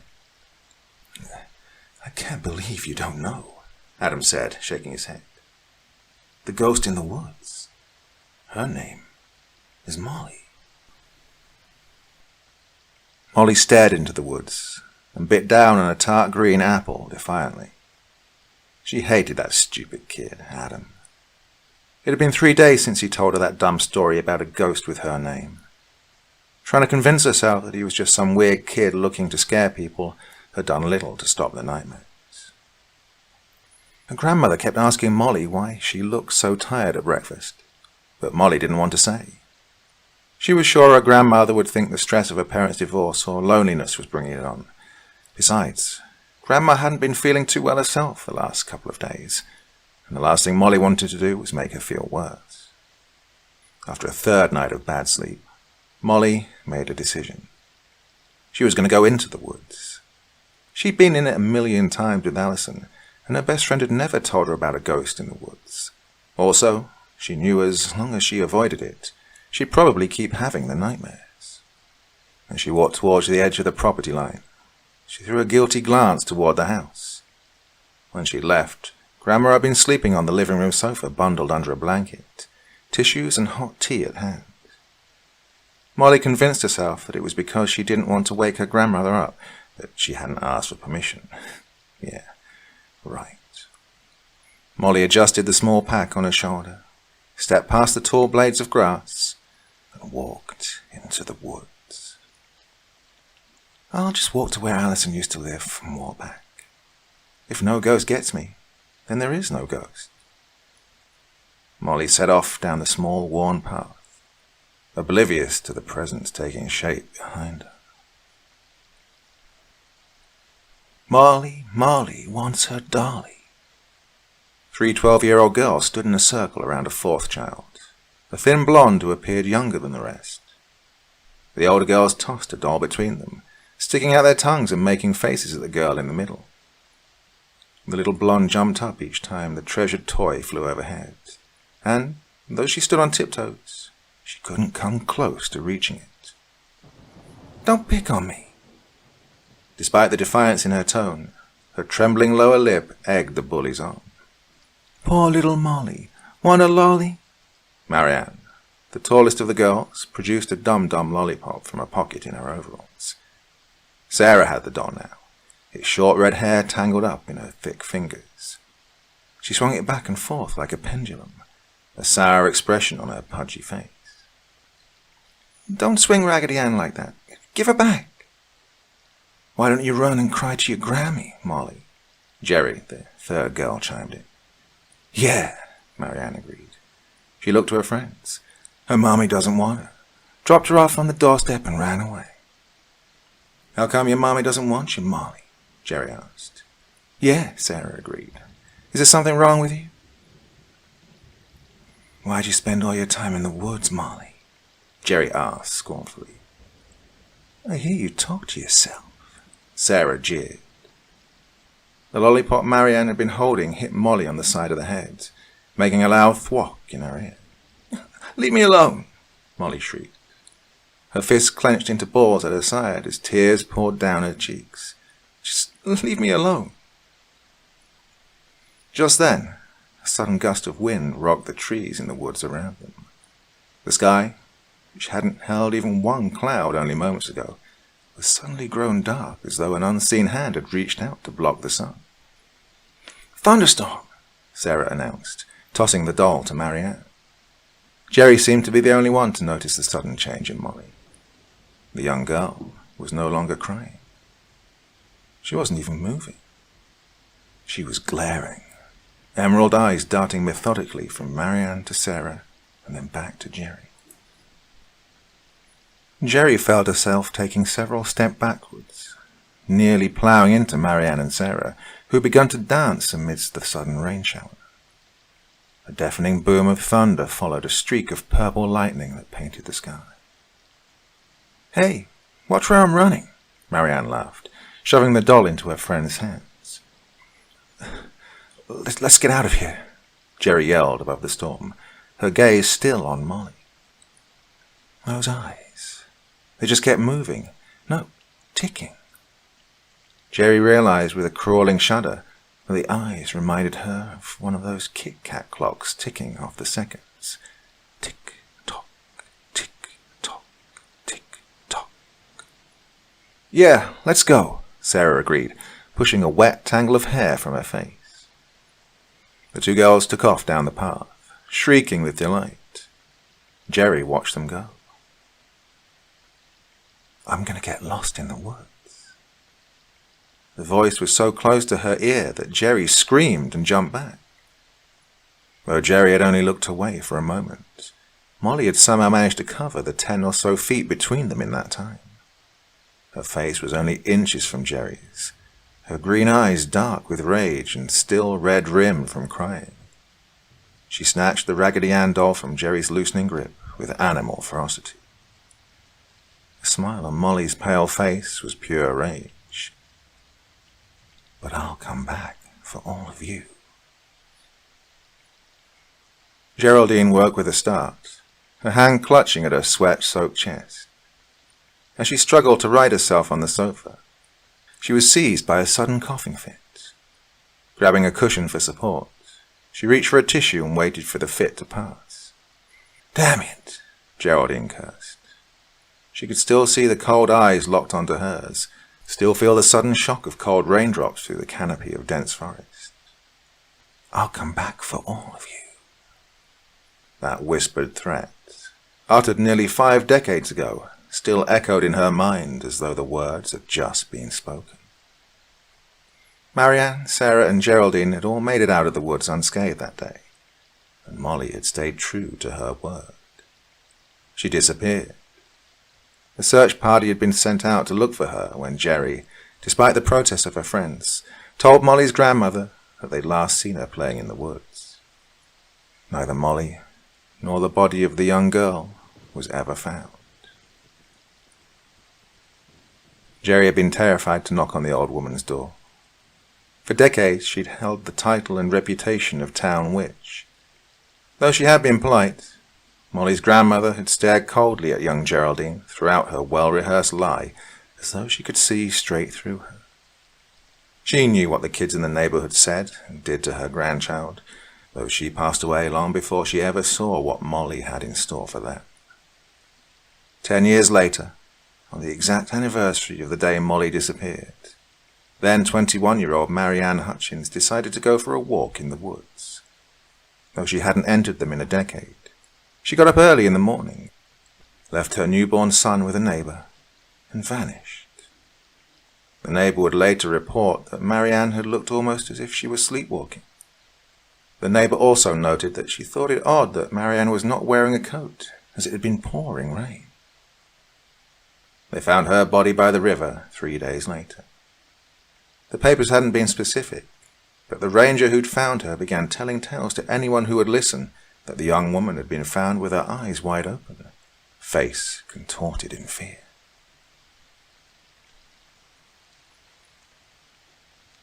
Ten more years will pass before the death of Sarah's grandfather brought Sarah, her husband, and 2 children back to her hometown. By this time, Geraldine had all but forgotten the strange incidents of Harper's Woods. She'd been married, and she and her husband were expecting what would be their only child, June. Geraldine had been sitting at the kitchen table the next morning, cutting Sarah's grandfather's obituary out of the paper, when the phone call came in. Sarah's husband could only conclude that, in her grief over losing her grandfather, Sarah must have woken in the night to take a walk and had perhaps gotten turned around in territory much changed since her childhood.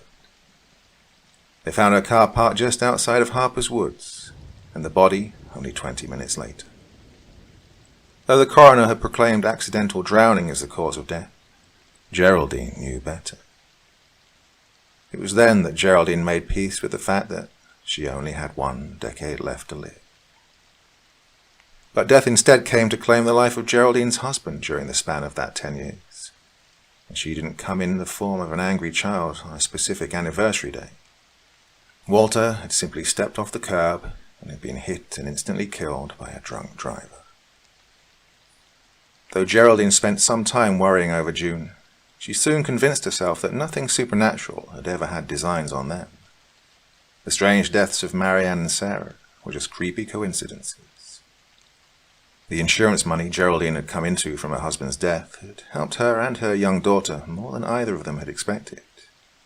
June was able to attend a private boarding school during the fall and spend each summer at an exclusive summer camp. Geraldine closed her eyes now and forced herself to take a deep breath, picked up her mug of cold tea and took a long swallow to further calm her throat and prevent another coughing fit. She dabbed at the corners of her eyes with the tissue she still clutched in her hand. She rose from the couch and made her way to the kitchen. Selecting a glass from the cabinet, she turned on the tap. As she passed by the window, a flicker of movement caught her eye. She frowned at the calendar that hung on the wall by the phone. Its pages were fluttering as though caught in a breeze, but a quick glance around the kitchen told her no window was open. Geraldine's heart raced as her feet moved her toward the fluttering pages. She felt the glass slip from her hand. It hit the linoleum and shattered. But Geraldine didn't hear. She didn't even feel the glass shard that penetrated the thin sole of her house slipper when she staggered backward. A flash of lightning lit up the sky. Geraldine gasped and turned a face drained of color to the window and the woods beyond. Oh no. Ring around the rosies. The voice was a whisper. Molly whirled to face the sound, but could see nothing but forest. She licked dry, chapped lips and swallowed hard. Who's there? She'd heard a twig crack a few minutes ago. Had somebody or something been following her? When the shape appeared from behind the gnarled old oak tree, Molly gasped and took a step back. The little girl smiled. There's a storm moving in. You should go home. Molly's chest tightened as she stared at a young girl who appeared to be about Molly's age, with long, stringy blonde hair and a tattered dress. The only thing that stood out were her eyes, green and almost unnaturally bright. Who are you? Molly asked. I'm Claire, the little girl said, stepping forward. It seemed to Molly that with each step she took, the little girl seemed to glow brighter somehow, as if bathed in her own private sunshine. I bet you thought I was a ghost, huh? Molly surprised herself by giggling. Yeah, well, somebody told me a ghost story about these woods. Oh, I come here all the time, Claire said. I've never seen a ghost. When Claire reached out a hand, Molly felt the slightly cold but solid presence of bone and skin when she shook it. She felt her muscles relax. The girl was just as real as she. Where do you live? Claire pointed. On the other side of the woods. You know the old lake house? Molly laughed. I thought me and Grandma had the old lake house. No, the other one, Claire said. Molly's mouth formed an "oh" of surprise. You live where my best friend Alison used to live. Claire smiled. I do? Yeah, and Grandma told me there were no other kids there. Claire shrugged. Oh, I'm staying there with my grandparents for the summer. A sudden rumble of thunder caught their attention. Molly looked up. Why hadn't she noticed the sky getting so grey? Do you want to come over, Molly? I'll tell you the real ghost story if you come with me. Molly felt a spidery shiver crawl along her spine. Claire, I never told you my name. Claire turned back, frowning. Yes, you did. Molly shook her head. She stepped back. No, I didn't. Thunder clapped again. Molly looked up as the lightning flashed across the sky. When she looked back, Claire was gone. Molly gasped, turning right and left as large drops of rain splashed on her head and arms. Ring around the rosies. The voice was a deafening whisper all around her. Somewhere in the depths of the woods, Claire laughed, a maniacal giggle that reverberated off the trees and seemed to chase the falling rain deep underground. Molly ran.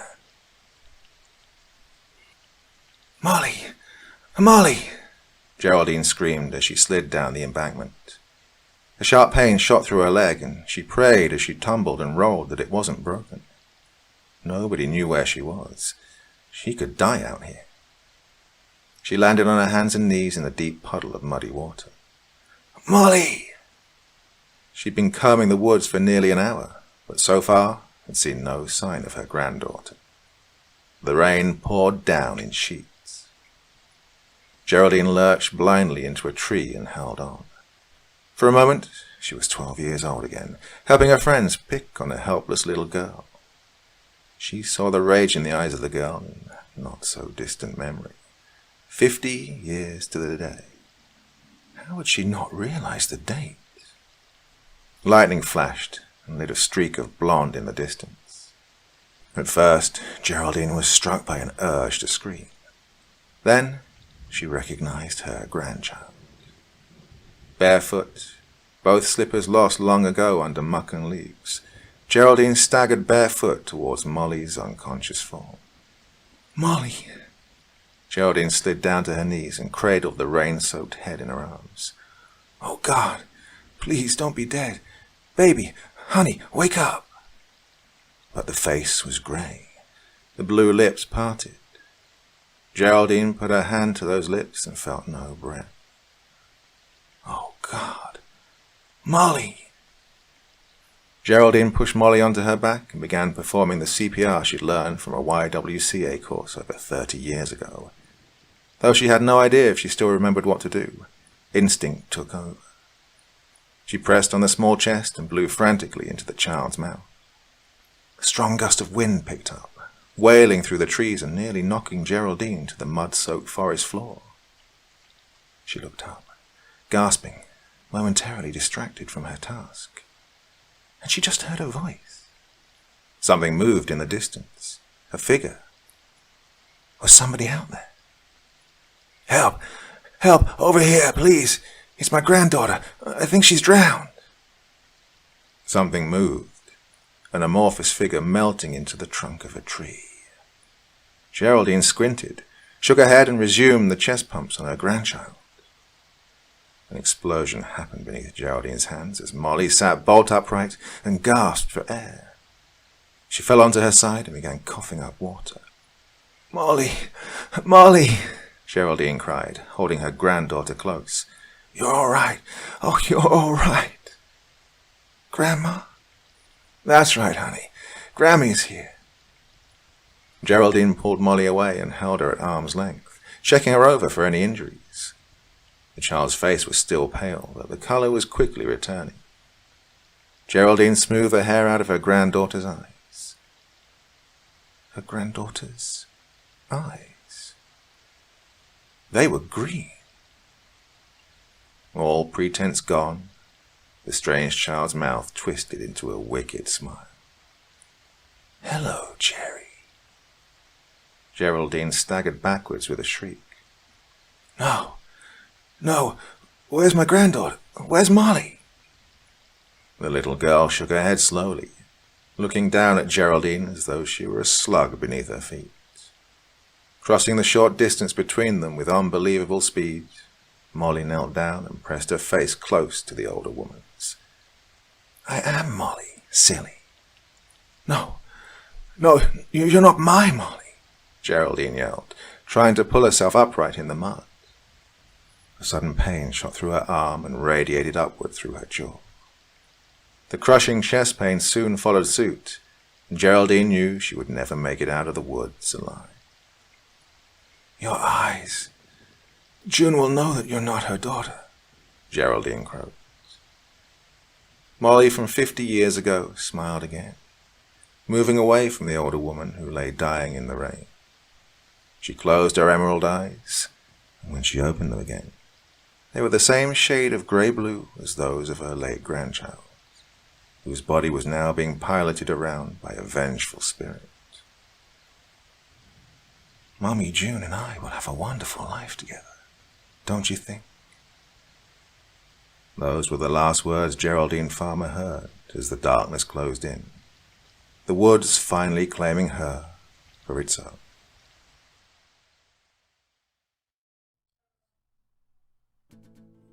I don't like people much. Never have. My whole life I've gravitated to being alone, outside, in nature. Told my kindergarten teacher I wanted to be an animal tracker. Kind of pictured it as a Steve Irwin thing, back before Steve Irwin was a thing.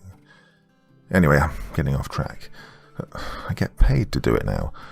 All sorts of property owners want to know what types of animals exist out in the middle of nowhere, usually because they want to build something and want to make sure they're not going to get in trouble for killing a bunch of endangered animals.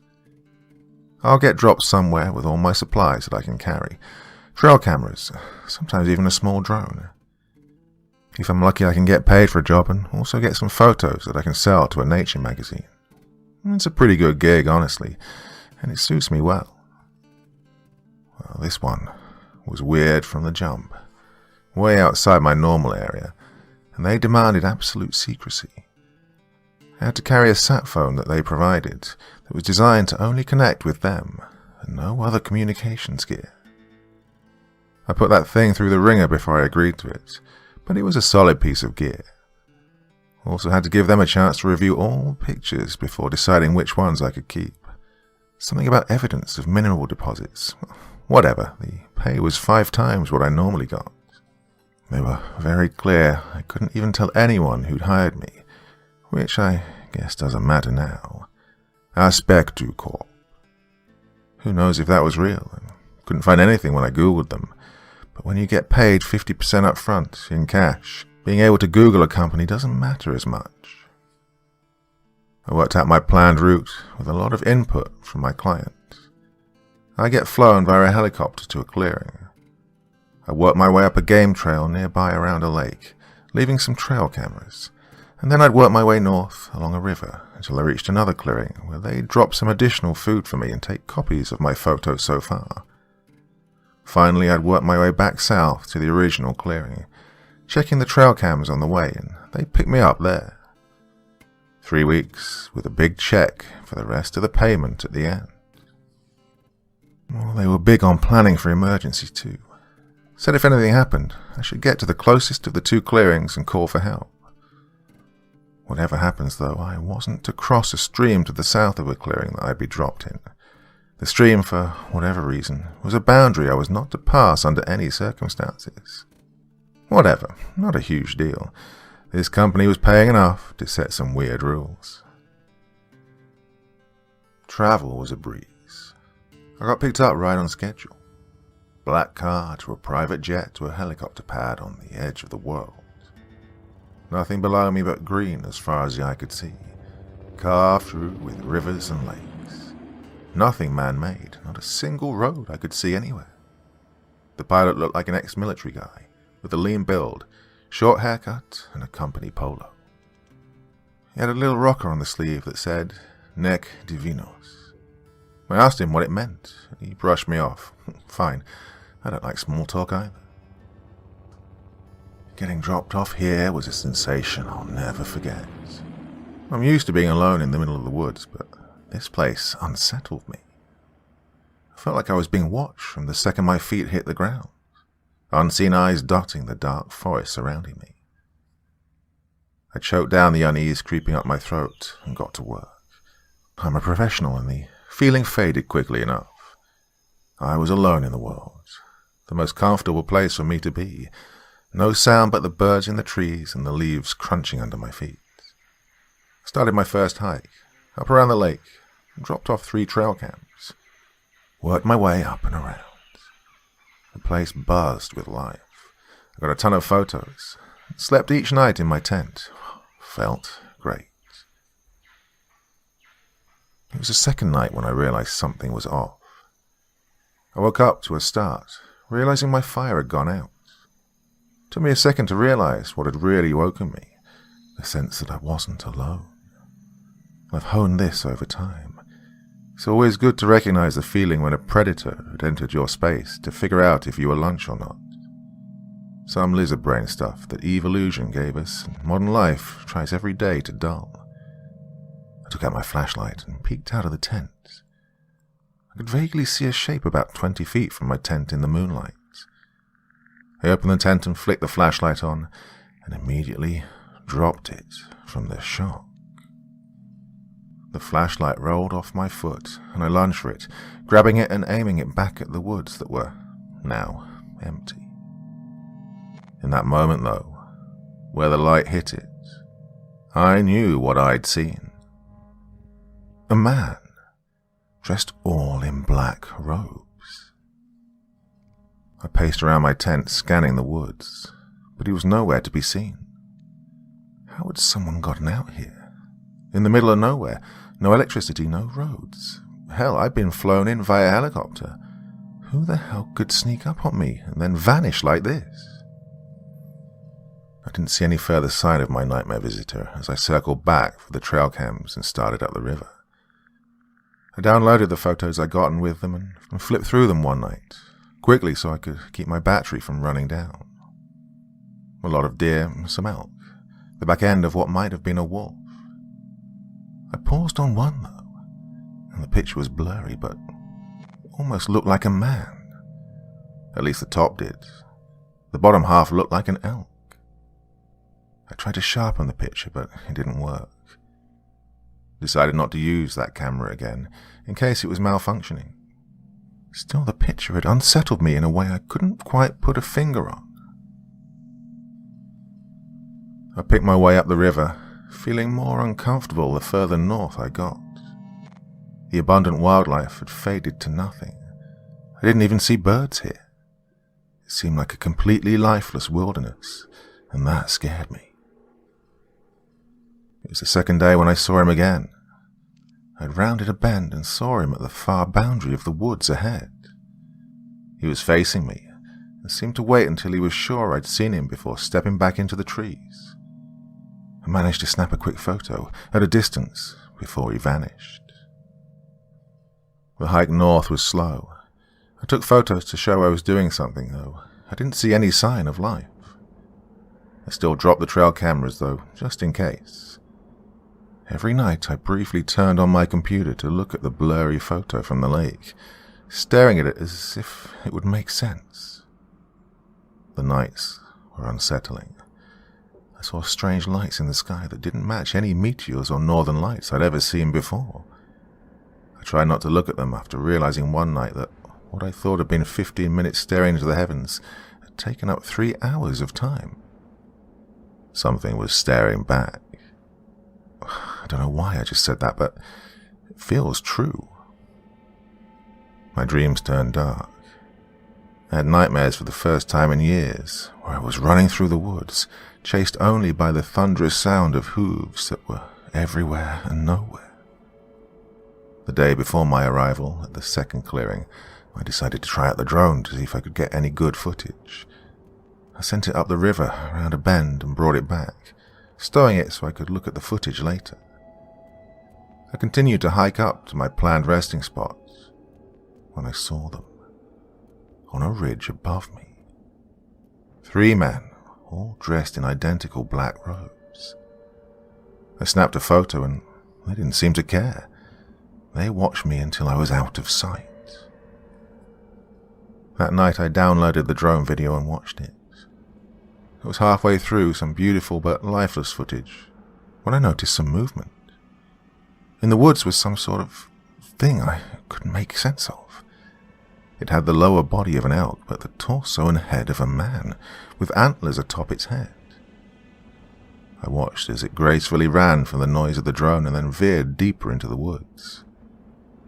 There's something very wrong with this place. I sat watching the video and realized I had to make a decision. I could turn this over to my employer, say I was sick and needed to get out, even if I forfeited the money for the job. Or I could take the new supplies and head south, get the cameras I'd left, try to figure out what was happening here. Sitting alone in my tent, thinking about the mysterious company that had brought me to this place, I realized I had to know more about what was happening. I took the memory card I'd prepared to hand off with the photos I'd taken so far, and moved the photos of anything unusual to my laptop. I left at dawn, hiking to the clearing where I'd be resupplied. Half an hour before my arrival, the helicopter roared past overhead, and when I made it, he was already on the ground. I swapped out the batteries and supplies, handing him the memory card to take back. "How's it been going?" His voice was gruff and unconcerned, his flat effect that of a man who felt he had to make some sort of small talk, but really wasn't concerned with whether or not I responded. "Fine. Not much in the way of wildlife here," I responded. I hesitated, and my voice caught as I decided to push the issue. "Hey, does anyone live up here?" He raised an eyebrow at the question and stopped what he was doing to look at me. "Why do you ask?" I tried, perhaps unsuccessfully, to adopt an air of nonchalance. "No reason, though I thought I saw someone the other day, but it seemed crazy. Sometimes your eyes play tricks on you when you're alone, you know." He considered this for a moment and nodded. "Sure, no one's up here. They wouldn't survive the winters. You won't either if you don't get a move on." He nodded back towards the river, an indication that the conversation was over. I grabbed my headgear as he got ready to depart. When I was ready, I turned to him. "I'm going to get moving. Don't want to lose the light." He held up the memory card I'd handed him. "Is this everything? Bosses are particular about this stuff."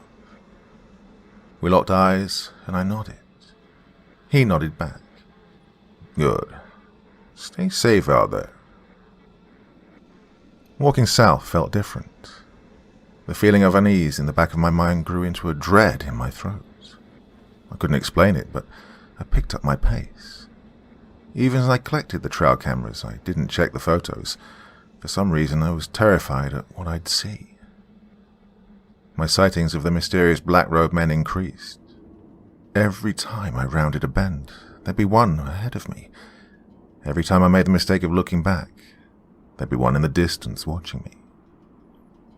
I hiked with my head down, exhausting myself each day before settling in for a night of horrors in my dreams. I saw giant eyes in the woods watching me. I heard a buzzing sound that grew louder until I couldn't think or move. In one dream, I was tied to a tree, surrounded by the black-robed individuals. Oh, they just stared at me. They were waiting for something. Still, the nightmares were better than being awake after dark. The night sky blazed with strange lights that I didn't dare do more than glance at. It felt as if I'd tumbled off the earth into some alien world, so similar to our own, but one where every twig and leaf had been soaked in danger. The night before I was set to leave, I finally looked through the trail cameras. I organized the photos by camera and then started clicking through. The progress was easier than I imagined. There really was no life to photograph along the river. What I did see were the strange creatures I glimpsed from the drone footage. There was a pack, a herd of them, and as I stared at the dates I realized they'd grown closer to me as I moved north on the river. They triggered the first camera 3 days after it was set up, but by the time they passed the last camera, they were arriving just hours after me. I paused, listening to the sounds of the night surrounding me, straining for a noise that would indicate I wasn't alone, but hearing nothing. The nights had grown colder, and the days started to follow suit. I could see my breath as I arrived at the clearing where this journey had begun.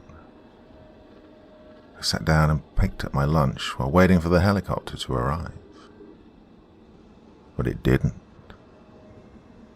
As night started to fall, I started to second-guess myself. Had I made better time on the return trip? Was I a day ahead of schedule? I checked the date on my computer screen and camera, and I misunderstood. I made my camp and decided to wait until the morning. By noon the next day there was still no sign of the helicopter, and I powered on the satellite phone they provided. The helicopter pilot answered on the first ring, and I felt a relief so strong I couldn't help break the ice with a joke. Have you ever had one of those days where you're forgetting to do something but can't figure out what? I laughed as I said it. His pause was agonizing, and in that moment my world crumbled. I'm not coming back out, man. I'm sorry. My mind raced and the words tumbled out in a nervous stream. Oh, stop messing around. When will you be here? His voice sounded forlorn. I'm not.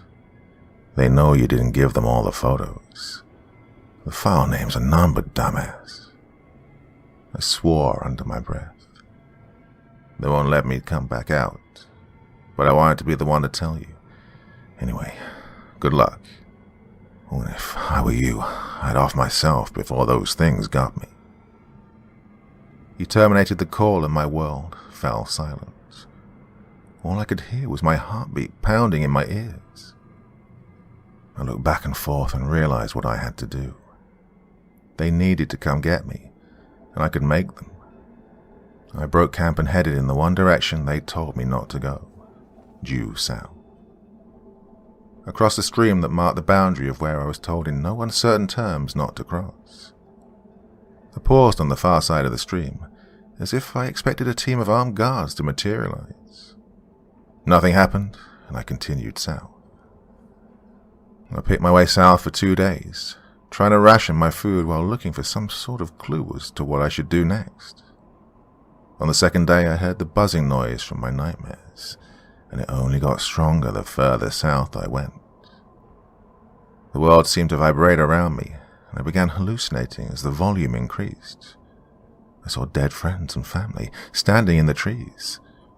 Once I saw myself, smiling and pointing into the distance. At first I thought the building was a hallucination too. I stepped into a clearing in the middle of nowhere and a squat, concrete structure stood before me. I couldn't imagine how it was constructed. There were no roads to speak of, and it would have taken years to fly out all the materials needed by helicopter, not to mention the equipment and workers. I stepped into the clearing and walked towards the building. The leaves under my feet gave way to something hard, and I looked down and I realized I was walking on blackened animal bones. As I got closer to the building, the bones gave way to blackened shelves that shattered under my feet. A large metal door stood on the front of the building, with words in a language I didn't recognize. I reached for the door and opened it, marveling at the lights inside and the warmth from the heat. I stepped in and closed the door, surprised again at how the buzzing vibration ceased the second the door closed and locked behind me. The building was 4 rooms, a bunk room with 6 beds, a bathroom, a small kitchen, and a large office room with computers and TV screens. The computers were all running some sort of program I couldn't stop, but I took a hot shower for the first time in weeks and washed my clothes in the sink before hanging them to dry. I laid in a warm bed for the first time in almost a month and drifted off into a thankfully dreamless sleep. I awoke and took stock of my situation. There were a few cans of food in the kitchen, and it had running water that tasted fine. I heated up some ravioli over the stove while I considered what to do next. The decision was made for me, though, when I heard the satellite phone ringing from the next room. I picked it up and recognized the voice on the other end of the line as my mysterious client, who I hadn't spoken to since before my departure. I thought I was very clear to you not to venture south of that stream, he began in a measured voice. You disobeyed me. I frowned. Well, it apparently worked, didn't it? I got your attention. You have precisely 30 minutes to pack your items and depart. At that point, I will turn off the electricity to the compound. I would advise you to be on your way before that happens. Disabling the power that protects that place will create a vacuum, and you know that nature abhors them. What should I do then? I spat. You can give up. It'll make everything much easier. I don't like loose ends. His voice dripped with ice. 30 minutes, starting now. I don't know why I believed him, but I did. I threw my supplies in my bag and sprinted for the door, moving quickly to put some space between myself and the mysterious building behind me. I was moving through the trees when an ear-splitting scream pierced the woods. I don't know what made it, but it was as inhuman a sound as I'd ever heard. I looked at my watch. Exactly 30 minutes had passed. I continued south, barely sleeping as I jumped at every noise I heard. Night was no darker than day now. The sky was a kaleidoscope of lights and movement. I woke one morning to an individual in black robes standing in front of my tent. They removed their hood, and I was faced with a rather normal-looking woman, not the frightening cultist I'd imagined in my head. Why did you come here? I stared at her, uncomprehending the question. She repeated it, slower. Why did you come here? I nodded and stammered out an answer. It's my job. I thought I was just photographing some wildlife. She nodded. Pack your equipment now. Follow this ridge south. You'll find an old cabin 10 miles beyond here. It isn't much, but it's dry. Stay there for 2 full days. On the morning of the 3rd day, if you're safe, walk due east. You'll come to a river. We'll have left a boat there. Take it south. It will be easy going. There's an encampment 3 or 4 days downstream. I nodded, but was no less confused. Who are you? She smiled in a sad sort of way. You have to leave now. I'm sorry that they did this to you. You were nothing but bait for them. We'll try to throw it off your trail. I scrambled to break camp and move. It was right before dark when I arrived at the cabin. It was as advertised. The winters had been rough on it, but it was dry and removed me from the elements. Yesterday passed without incident, and as the sun started to set today, I let myself get my hopes up for the first time. Maybe I could get out of here. Maybe I would survive this.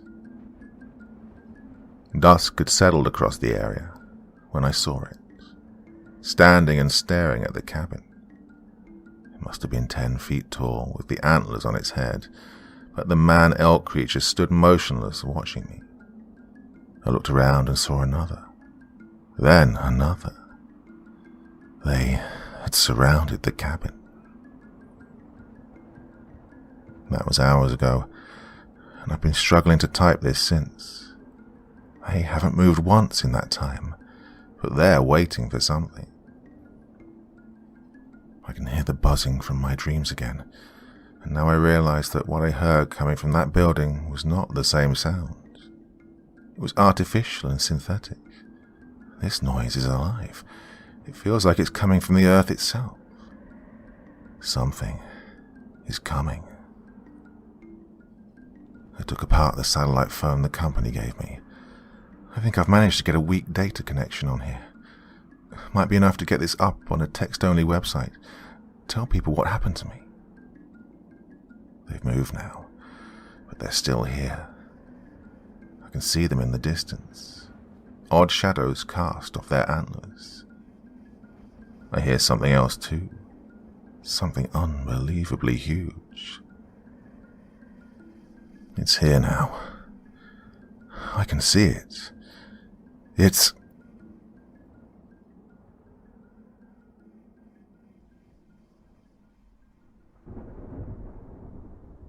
Ever been in love? That burning emotion of passion, one that surges through your soul, able to transcend all of time itself. That feeling you'll think can last forever, only to be shut down by the harsh fist of reality. The shattering dread that fills you for months, years after it ends, be it due to drama, distance, or death. What if you could make a single moment of bliss last forever? To be united with your soulmate for the rest of eternity. Would you take that chance? Or would you let it slip through your fingers like I did? I was given the chance of forever, but now I'm doomed to live out my days, and eventually die and be washed away by the marching passage of time, while she is one with the bleeding tree, flesh stripped from her bones as she's nurturing the ever-growing forest, suffering until the end of days. It was our 7-year anniversary, and I promised Jen the perfect date. As we were both avid hikers, I figured a getaway picnic in a secluded spot, miles away from any other sentient being, would be ideal. Together we travelled on every trail, camped in every forest, and climbed each mountain within a 100-mile radius, which of course made it difficult to find a new romantic spot anywhere nearby. But after asking around on different forums and getting advice from some of our travelling buddies, I finally learned about a place only a 3-hour drive away from our city. A decently desolated forest named Morsewoods, which had very few trails. A hidden wonder of nature, which was exactly what we needed. One afternoon, a couple of days before our anniversary, I drove out myself to scout the area. I'd taken the day off work without telling Jen, to set off on my secret mission. I walked through the forest, marking trees with orange cloth as I made my way, hoping I'd randomly stumble upon a body of water, maybe a clearing to set up a basket and enjoy the sun. The forest ran wild with life, birds emerging from each tree as I walked past, curious to the new creature that had invaded their home, walking around on 2 legs with no wings. Through the trees, I could see a clearing in the forest, separated by a thick wall of thorny bushes. No sign of anyone ever wandering through, so I lay down on my knees and crawled my way through, cutting myself on the thorns in the process. But it was worth it. On the other side I found a clear, open space only decorated by a lake and a single tree on the side, standing tall with branches spreading out so thick it provided a perfect parasol of cover against the midday sun. Oh, it was perfect. After a quick survey of the area, I decided to dig a small hole under the tree, digging down a casket containing a bottle of wine alongside any non-perishable food. The picnic would be a surprise, and at its end I would bring out the true anniversary gift, an engagement ring. Nothing too impressive, just a silver band with a half-a-carat diamond. Still, something I'd been saving up towards for the better part of a year. Being in our late 20s and all, young but determined, ready for commitment. The next 2 days passed at a snail's pace, waiting for the day to arrive. We'd both agreed to call in sick, waking up at the break of dawn. We had a system where we each had our turn at arranging our anniversary date, and this year it was my chance to impress. Last date, she'd taken me for a weekend trip up a mountain, and now I aimed to make it a day to remember for the rest of our lives. We drove the almost 200 miles away from our city towards Morsewoods, before quickly making our way through the dense forest. It was the peak time for birds' mating calls, joyfully greeting us as we wandered through, enjoying the sun rising above the tree line. Deers had just started waking up, jumping curiously through the trees to inspect their new guests. Admittedly, I got a tad lost on the way, with a few of the cloth pieces having fallen off the trees. I was in the lead, trying to guide, and didn't want to admit my inadequacy. Walking a few yards ahead, I stumbled upon a dead deer in our path. It was bizarre, half buried in the ground, half the flesh torn from its body. No smell, so it couldn't have been there for very long, yet it just seemed so rotten. Before Jan could see it, I admitted that we'd gone off the path, and as soon as she realized we were off track, we just retraced our steps and quickly found our way again. Somewhere around 10, we found the thick wall of bushes and crawled through. I created a decent-sized hole during my previous visit, ensuring that Jen wouldn't get hurt on the thorns. A nasty cut would have been a huge turn-off for any date. And there it was, the perfect spot, even more delightfully idyllic in the glimmering morning light, reflecting on the dewdrops covering the leaves. "So, what do you think?" I asked. "Oh, wow. It's unbelievable. How did you find this place?" "Trade secret.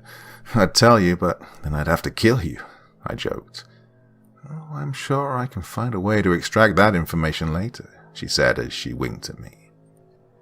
We'd brought a picnic basket with bread, spreads, and freshly made salad. Nothing too fancy, but Jen still didn't know about the hidden stash I'd put away under the tree. "Hey, what's this?"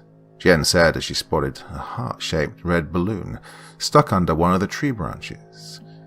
Beneath it hung a string, with an envelope attached to it. Jen jumped up and pulled it down, carefully detaching the envelope and tying the balloon around her wrist to stop it from floating away.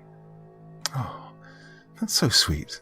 You didn't have to," she said as she opened the envelope, pulling out a handwritten letter.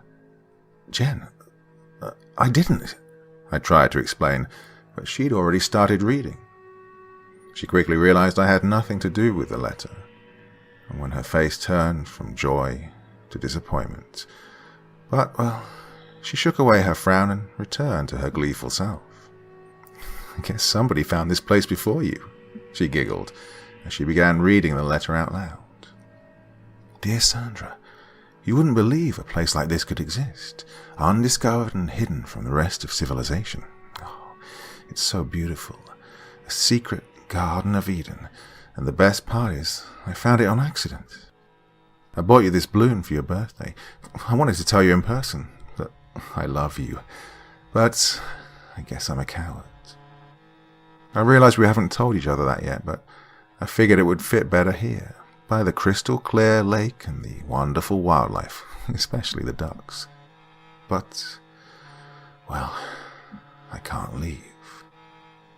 There'll be excellent food for the bleeding tree. I know how much you like ducks, but when I found this place, the tree was dying, and it wasn't strong enough to consume me, but if I feed it the birds, the rabbits, whatever other wildlife inhabits this area, I can finally merge with it and become one with the forest. I wish I could have taken you here, but I've already planted the seed within me, and if I leave, the seed will die.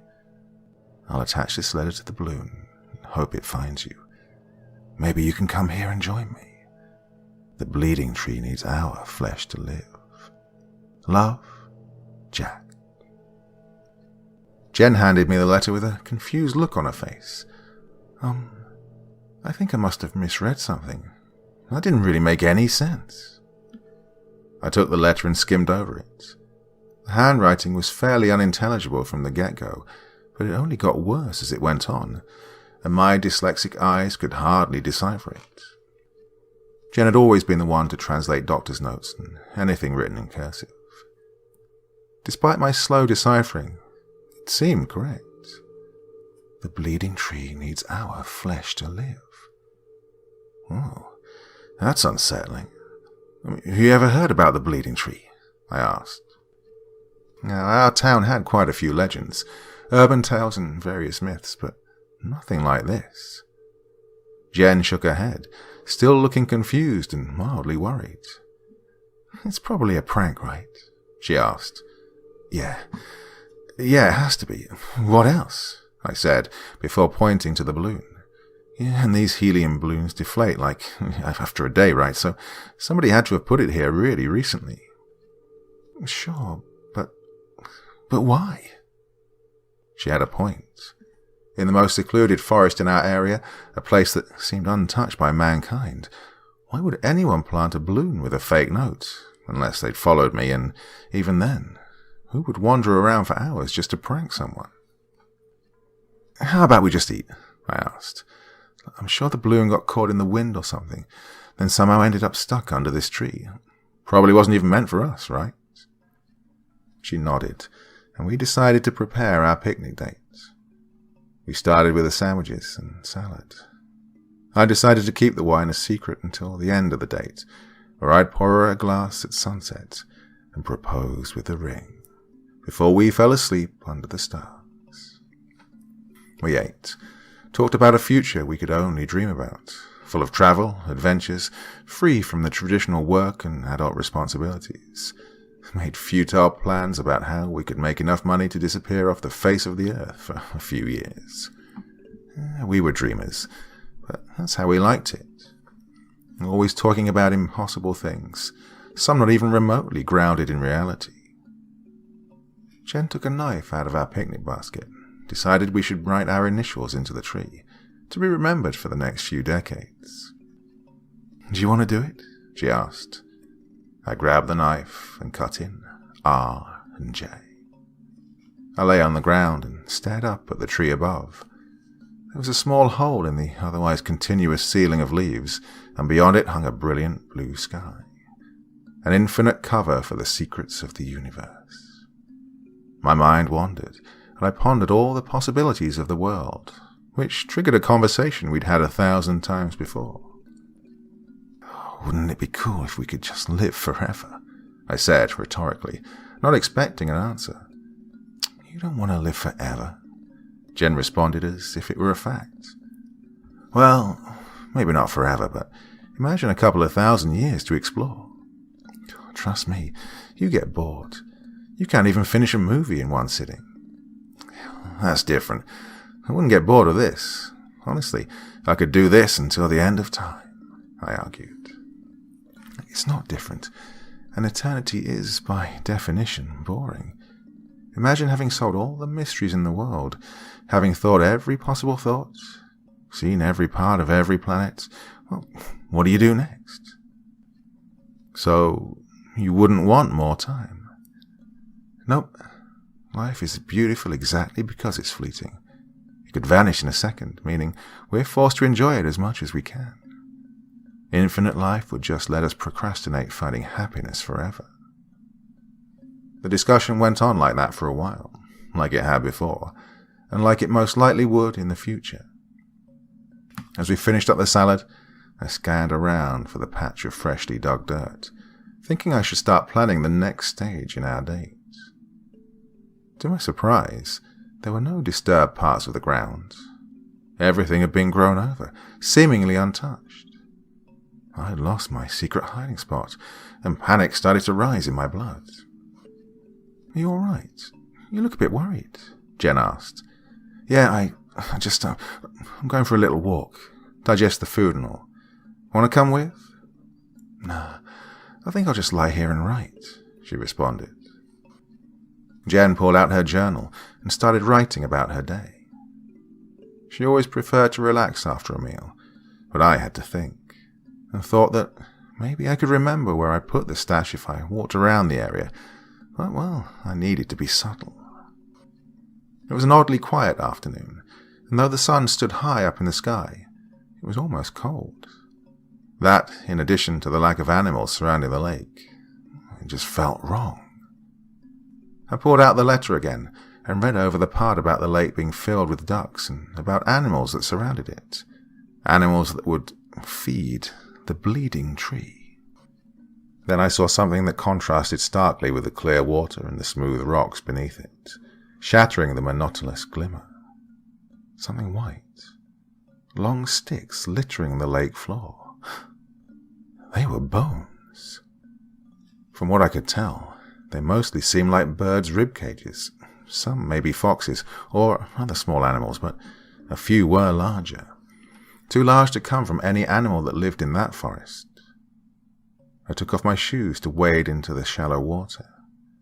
I picked up the largest one, a femur based on what I could tell. Almost looked like it belonged to a human being. "Oh my God!" I heard Jen yell from the tree. I ran over, not understanding what she was yelling about, until I stepped in something wet just next to the tree. I looked down at my feet to see a crimson liquid covering seeping up between my toes. "What the I said, realizing all too late that I was standing in a pool of blood. "There," she stuttered as she pointed at the tree we'd had our picnic beneath. A pool of dirty blood had gathered around the tree in my absence. The bark where we'd etched our names in had fallen off, and blood emerged from the hole. It was bleeding profusely, bright red liquid flowing out from the tree and mixing with the mud below. What the hell is the tree? I trailed off. It can't be blood. It has to be something else. Jen picked up a long stick and started prodding at the bleeding hole. Jen, don't. It's disgusting, I said, but she'd already shoved the stick deeper into it.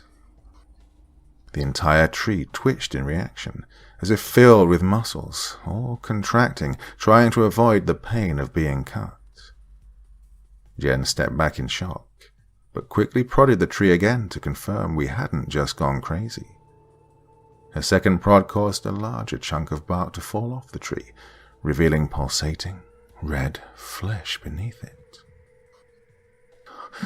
Let's get out of it, I tried to say, but was interrupted by the tree starting to violently shake, pulling up flesh-covered roots from the dirt, causing the ground beneath us to shatter into pieces. Within a second, a large cap formed under our feet, causing us to crash into a pitch-black hole below. As we tumbled down, we reached out our hands for each other, but with no control, we could only hope to soften the blow. But instead of landing safely, I hit my head on a rock sticking out from the wall. And then I passed out. Once I finally awoke again, it felt like hours had passed. It had turned pitch black in the time I was out, and the only thing letting know that I hadn't died was the sound of Jen moaning somewhere next to me. I fumbled around for my phone. It had fallen out of my pocket and landed in another pool of blood. I checked myself to see if I was the one bleeding, but apart from what must have been a mild concussion, I was unscathed. The phone still worked, and even without any service, it still functioned as a weak flashlight. It dimly lit up the surrounding cave, and revealed a ceiling of dirt and meat above me. It wasn't night. There simply wasn't a sky to light up anything. Jen lay up against a wall, passed out from the fall. I shone my light at her, and almost dropped my phone in shock. She'd been gutted by a sharp root sticking out from the ground, perforating straight through her abdomen. Jen, please wake up, I cried as I gently shook her, careful not to worsen her injury.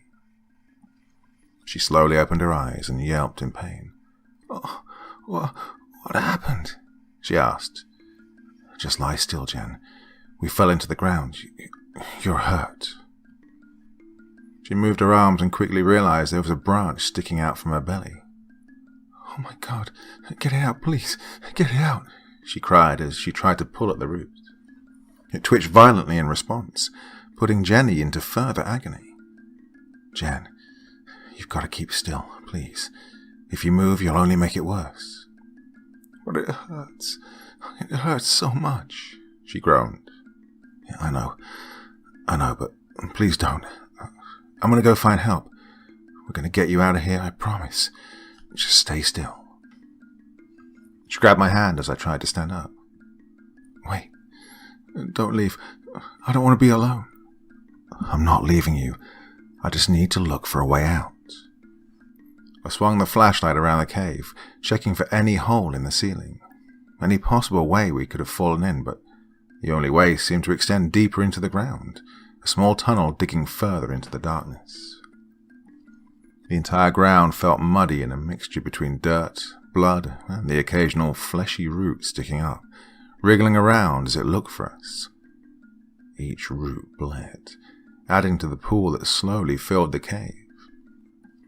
Jen, there's no way to climb out of here. I have to check out the tunnel, I said. No, stay. It's not so bad. It's nice. Stay together, she mumbled, drifting in and out of consciousness, delirious from blood loss. I'm sorry, Jen. I have to find help, I said, kissing her on the forehead one last time.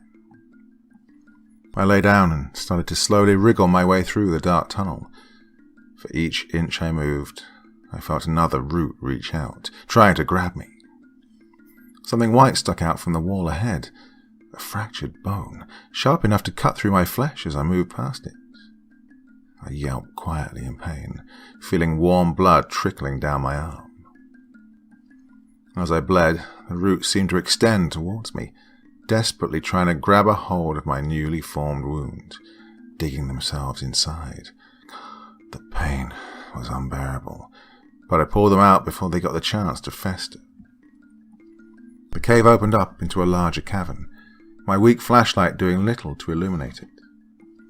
I stood up slowly, almost tripping over while entering, as my foot got caught in something stuck to the ground. It was an arm, half buried in the ground, half digested by its surroundings, only a few pieces of fat and muscle still attached. There were hundreds of mangled bodies scattered around the cavern, alongside various personal effects: phones, glasses, shoes, clothes, backpacks. A flashlight lay next to one of the less digested bodies, beside a wallet and something more familiar: a bottle of wine and a ring box. It was the casket I'd buried in preparation for the date. It had fallen down and shattered on a rock, spilling its contents. I pocketed the ring and picked up the flashlight. The wallet lay open on the ground, and I caught a glimpse of the name on the driver's license. It belonged to Jack Geller. Perhaps it's even the one who wrote the letter we'd found earlier. There was another piece of paper inside the wallet, covered in the same illegible handwriting as before. Dear Sandra, I know this letter won't reach you because I'm already joined with the bleeding tree, slowly becoming one with the eternal forest above us. I wish you were here with me to comfort me through the pain. God, I hope it ends soon. But if not, well, each root in this place is made from another person. Travellers that got lost in the woods, that have become integrated with the hive mind, and very soon I'll be one of them too. I can already hear their thoughts. Only whispers, but they're getting louder. Soon I'll know what they're saying, even now as I write. Oh God, no. This isn't what I wanted. Please, no, don't. I'm sorry. His letter ended abruptly with scribbles that made no sense. I checked around. Among his other possessions, I found a knife and a small shovel.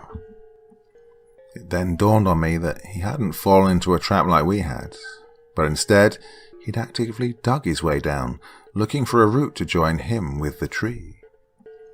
If he could get in, then maybe we could get out. I grabbed his belongings and started crawling back, once more cutting myself on the bone, unable to avoid it. I didn't care about the wounds. I was determined to get Jen out of there, to bring her back to safety, even if it killed me. Jen had awoken by the time I returned, but the root had grown in size, wrapping around, splitting up into smaller tendrils that actively dug into her chest, even bulging out through her skin. I bent down, ready to cut away the fleshy roots, but she grabbed my hand before I could start. She stared into my eyes, pleading for me to stop what I was about to do. Jen, come on, look, I know it'll hurt, but I have to cut you loose, I said, tears welling up in my eyes. She just looked back at me, and I could see the pain she was suffering from. I pulled out the little box I'd hidden in my pocket and opened it, revealing the ring.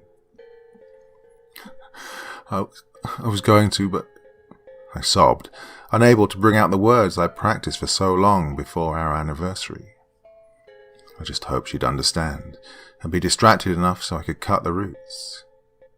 And then she finally spoke. It's nice here. What? Stay with me. Let's just stay here, she said, her voice tired and completely rid of any emotion. Tears ran down my face, but she no longer cared. She wouldn't let me free her. You'll die if you stay here, Jen. Please, I begged. No, nothing dies here. Nothing is allowed to. She smiled, revealing tiny roots extending from her mouth. The tree had completely filled her.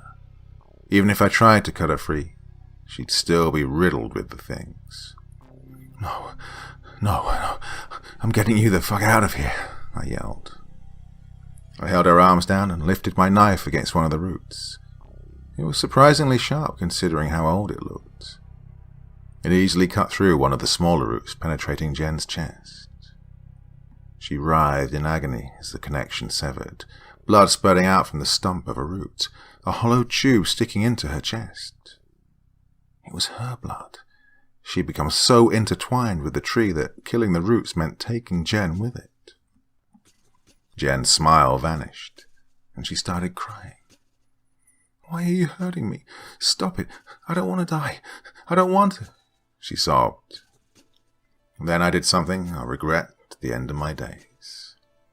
I had the choice between killing the love of my life or letting her become one with the bleeding tree. Maybe I'm weak. Maybe I'm a coward, but I couldn't take her life. I just couldn't. So, instead, I took the shovel and started digging. I left Jen alone in the dark while I fought for my freedom. For each inch of dirt I removed, more roots and tendrils revealed themselves, reaching out in an attempt at digging themselves into my bleeding flesh. Another bone, another cut. But I kept going, digging with my spade and cutting with a knife, desperate to see the sunlight once more. Can't say for sure what happened next. It's all hazy and a mixture between blood loss and adrenaline surging through my veins. But I remember hitting through the dirt, a ray of moonlight greeting me on the surface, and minutes of crawling away from the bleeding tree to safety.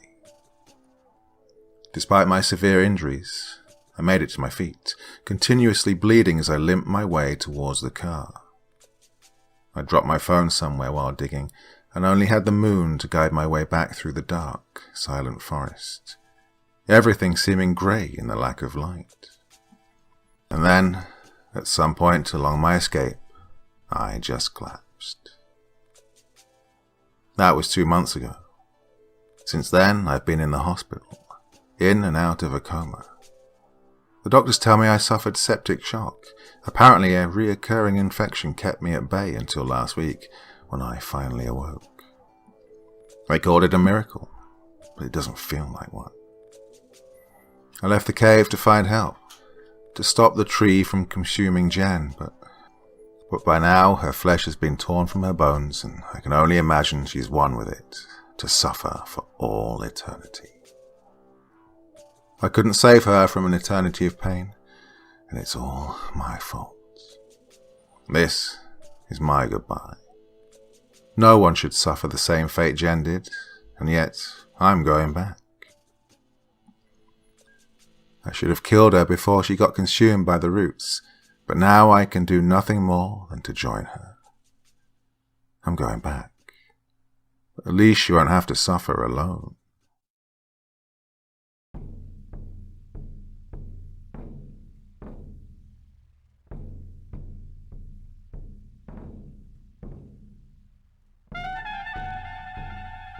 And so once again, we reach the end of tonight's podcast. My thanks as always to the authors of those wonderful stories, and to you for taking the time to listen. Now, I'd ask one small favour of you. Wherever you get your podcast from, please write a few nice words and leave a 5-star review, as it really helps the podcast. That's it for this week, but I'll be back again same time, same place, and I do so hope you'll join me once more. Until next time, sweet dreams and bye-bye.